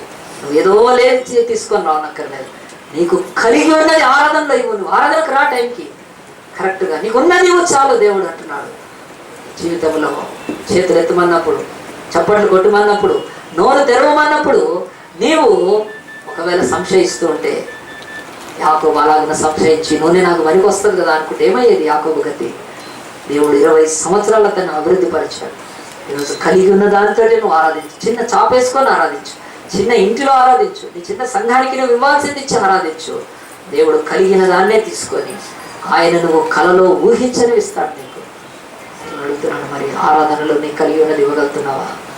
రెండవది, ఆతిథ్యం ఇచ్చటంలో ఒక దైవ సేవకుడే కాదు, ఎవరైనా పాపం పరదేశంలో ఉంటే వాళ్ళకు ఒక్కసారైనా నీకు కలిగి ఉన్న దాంట్లో ఆతిథ్యం ఇచ్చావా? వాళ్ళకు చికెన్ 65లు లేకపోతే బిర్యానీలు పెడితేనే ఆతిథ్యం అని ఏం చెప్పట్లేదు బైబిల్. ఒక పేద విధవరాలు తన యొక్క ఆఖరి రొట్టెలోది కూడా తీసి ఒక ప్రవక్తకి ఇచ్చింది కనుక దేవుని యొక్క సన్నిధిలో దేవుడు అంటున్నాడు, ఆతిథ్యం ఇచ్చట్లో నీకు కలిగి ఉన్నది సారేపతి విధానాలు ఇవ్వగలుగుతావా? భవిష్యత్తులో చూడు, దేవుడు రాళ్ళు కొట్టుకునే వాళ్ళు, ఒక పాస్టర్ సిటీ నుంచి వచ్చాడని చెప్పి డికాషన్ టీ కాసి ఇచ్చేవాళ్ళు. నాకు నేను తాగేవాడిని, పర్వాలేదు, పాపం పేదలు కనుక. అది ఎంత ప్రేమ ఉండాలి ఆతిథ్యం ఇచ్చుటలో. ఎంతోమంది మాట్లాడడానికి, కూర్చోమంటానికి, లోపలికి రమ్మంటానికి కూడా వెనకాడుతూ ఉంటారు. కానీ దేవుడి బిడ్డల ఆతిథ్యం వచ్చే మరవద్దు అని నీకున్న దానితో చేయమంటాను. మూడవది, అవసరతలో నీకు కలిగి ఉన్న ధోనినైనా పేతురు వల్ల ఇచ్చి ఆ ప్రభువు మహిమకు పాత్రలు అవుతావా? యేసు రోజు ఏమీ ఇవ్వలేదు నీకు. తనకు కలిగి ఉన్న రక్తాన్ని అందించాడు, తన దేహాన్ని అందించాడు, తన బాహువుల్ని ఇచ్చాడు, తన తలను కూడా యేసు ప్రభు చిత్రం కావడానికి నీ కొరకు ఇచ్చాడే. ఇంకా యేసు నీకేదో ఇవ్వట్లేదని అనుకుంటున్నావా? ఆయన దేహం అంతా గాయాలైన నీ స్వస్థత కొరకు కొద్దిసేపు ఆ యేసుని నమ్మి ప్రార్థన చేస్తే నీకు స్వస్థత రాదా? దేవుడు అంటున్నాడు, ఆయన నిలువెత్తు సిలువలో ఆయన దరిద్రాన్ని అనుభవించి నీకు తన ధనాన్ని ఇవ్వాలనుకుంటే నీ కలిగి ఉన్నది ఎంతోనైనా ఇంకా ఆరాధించడానికి వెనకాడుతున్నావా? ఆలోచించి ఇప్పుడైనా ఒక తీర్మానం చేసుకునేసయ్యా, కలిగి ఉన్నదే ఇవ్వమంటున్నావు, కలిగి ఉన్న దానిలో నుంచే ఇవ్వండి అంటున్నావు. నాకు కలిగి ఉన్న దాంట్లో నేను ప్రభా కొరత, కలిగి ఉన్న దాంట్లోనే లేమి, కలిగిన దాంట్లోనే పిసినితనం చూపిస్తూ ప్రభా నీ ఆశీర్వాదాలకు నేను పాత్రను కాలేకపోతున్నాను, క్షమించు ఆయన. నీ సేవకుడు మాట్లాడుతున్నాడు ప్రభా, పేతురు లాంటి ఒక చేపలు పట్టుకునేవాడు కంపు ధోనిలో నువ్వు కూర్చున్నావంటే ఆనాడు నీకు అదే అవసరం, ఆనాడు అతని దగ్గర ఉంది అదే కనుక అదే ఇచ్చాడు పేతురు. మేము కూడా మాకు కలిగి ఉన్నది ఇస్తాం ప్రభా, మేము దీవించబడతాం. తీర్మానం చేసుకుంటే నీ రక్తం కలిగి ఉన్నది ఇచ్చావు కనుక ప్రభా కలలో ఊహించని మాకు నేను పరలోకము, దేవుని రాజ్యము, ఈ భూమి మీద ఆశీర్వాదాలని కలుగుతుండగా ఇంకా మా బ్రతుకులో నాయన పిసినితనము, ఇంకా మా బ్రతుకుల అవిశ్వాసము, ఇంకా మా బ్రతుకుల సందేహాలతో మేము ఇవ్వకుండా నాయన కలిగి ఉన్న దాన్ని ఈరోజు నుంచి ఇస్తామని ఎవరైనా తీర్మానం చేసుకుంటే నీ చేయి చూపిస్తే నేను ప్రార్థన చేస్తాను. దేవా నిజమే ప్రభా, నా జీవితంలో ఇంకెన్నో ఆశీర్వాదాలు నా రాలేక ఆటంకాలు ఎదుర్కొన్నాయి ప్రభా. నిజంగా ప్రభా ఈరోజు నాయన కలిగి ఉన్నది ఇస్తాను ప్రభా. కలిగి ఉన్నది ఏదో మనం జూదం ఆడినట్టు ఇవ్వమని చెప్పట్లేదు, లేకపోతే లాటరీలో పెట్టినట్టు పెట్టమని చెప్పట్లేదు. ఆ యొక్క అడ్డమైన వాటిలలో అతిగా ఆశించి షేర్లలో డబ్బులు పెట్టినట్టు పెట్టమని చెప్పట్లేదు. నేను కంపెనీస్ లిస్టులో షేర్స్ పెట్టినట్టు కాదు, అదంతా లాభాపేక్షకులు, అది ఒక వ్యాపారం. అది ఇక్కడ వ్యాపారం గురించి మాట్లాడలేదు. యాకోబు దేవుడికి ఇచ్చినప్పుడు దేవుడితో యాకోబు ఆ యొక్క బిజినెస్ చేయలేదు. ఆ యొక్క సారిపోతే విధానాలు ఇచ్చినప్పుడు ఏలియాతో బిజినెస్లో మాట్లాడలేదు వ్యాపార రీతిగా. పేతురు కూడా ధోని ఇచ్చి ఎవరో రబ్బీ బోధకుడు ఇద్దామని ఇచ్చాడంతే. అలాంటి వ్యాపార దృక్పథం నేను మాట్లాడట్లేదు. దయచేసి సరిగ్గా అర్థం చేసుకోవాలి. ఆరాధనకు, ఆతిథ్యానికి, అవసరతకు నీ కలిగి ఉన్నది ఇచ్చి చూడు, దేవుడు ఎంతగా నిన్ను దీవించి ఆశీర్వదిస్తాడు. ఇంకెవరైనా ఉంటే తీర్మానం చేసుకుంటే, ఇంకెవరైనా ఉంటే దయచేసి మీ చేయి చూపిస్తే ప్రార్థన చేస్తాను. దేవునికి స్తోత్రం, దేవునికి స్తోత్రం. చేతులు దించి వేద్దాం, ప్రార్థన చేసుకుందాం. మహోన్నతుడా, పరిశుద్ధుడా, ప్రేమ స్వరూపి నీకే మహిమ గంతర కలుగుగాక. నాయన మరొకసారి బైబిల్లో నా తండ్రి కలిగిన దానిని, మిగిలిన దానిని, అయ్యా నాయన తండ్రి నన్ను జరిగిన దానిని అని 3 మాటలు ఉన్నాయి నాయన. మొదటి మాట కలిగిన దానిని ఈరోజు మేము నేర్చుకున్నాం నాయన. మా కలిగిన దానిలోనే నీకు ఇచ్చిన ఆయన మేము కలిగిలోకి రాగలుగుటకు సహాయం చేయండి. మా లేనికి కారణము నాయన, మా కలిగి ఉన్నవి ఇవ్వకుండానే పిసినితనముతోనూ నాయన మేము నాయన తండ్రి నాయన వెదజల్లి దరిద్రులకు ఇచ్చి అతడు దీవించబడనండి నాయన. అయ్యా ఇవ్వడానికంత ఇవ్వవలసిన దానికి తక్కువ ఇచ్చి లేవిలోకి వచ్చిన వాళ్ళు ఉన్నారు కనుక అలాంటి వారిలో మేము ఉండకున్నట్లు నాయన మా దీవెనలు మా ఆశీర్వాదాలన్నీ నీలో ఉన్నాయి, ఈ వాక్యంలో ఉన్నాయి. వాక్యం విన్నాము కనుక ప్రభా, ఈ వాక్యానికి లోబడుతున్నాం కనుక నాయన మా జీవితాల్లో ప్రభా ఇచ్చుట గురించి నాయన కలిగిన దానినే ఇచ్చి నీ ఆశీర్వాదాలు పొందుకుంటారు. ఎవరైతే తీర్మానం చేసుకున్నారో వారి తీర్మానాన్ని అంగీకరించి ప్రభా ఆ జీవితాన్ని దీవిస్తూ ప్రభా ఆశ్రయించమని చెప్పిన వాక్యానికి నారుకట్టి నీరు పోసి నిరంతరంగా ఫలింపచేయమని నీకు కలిగి ఉన్న ఏకైక కుమారుని మాకు ఇచ్చావు నాయన. ఆయన సిలువలోనే మాకు రక్షణ విమోచన కలిగింది కనుక నీ కలిగి ఉన్న యేసుని లోకానికి ఇచ్చి నువ్వు కోట్ల మంది కుమారులను కుమార్తెలను కోసుకున్నావు నాయన. ప్రతి దేశంలో, ప్రతి భాషలో, ప్రతి మతంలో, ప్రతి ప్రాంతం నుండి ఈరోజు నీకు కుమారులు కుమార్తెలు ఉన్నారంటే నీకు కలిగి ఉన్న ఏకైక కుమారుని మా కొరకు ఇచ్చినందుకనే తండ్రి. కనుక ప్రభా ఇచ్చుట నా తండ్రి నాయన ఇది దైవత్వానికి సంబంధించింది కదా. మేము కూడా ఇచ్చుచు నా తండ్రి ఈయుడు ఎవడనన్నావు కనుక అలాగే పొందుకోండి ఇంకా మాకు నేర్పించమని ఒక్కసారి వాక్యంలో ప్రభా నేను ప్రతి హృదయంలో ఫలింపచేయు. ఎన్నికలేని దినదాసు నన్ను కూడా నిలబెట్టినందుకు నీకు వందనాలు స్తోత్రాలు చెల్లించుకుంటూ ఈ కొద్ది మనవులను ప్రార్థనలను మా ప్రభు రక్షకుడైన యేసు పరిశుద్ధ నామాన్ని బట్టి అడిగి వేడుకుంటున్నాము తండ్రి.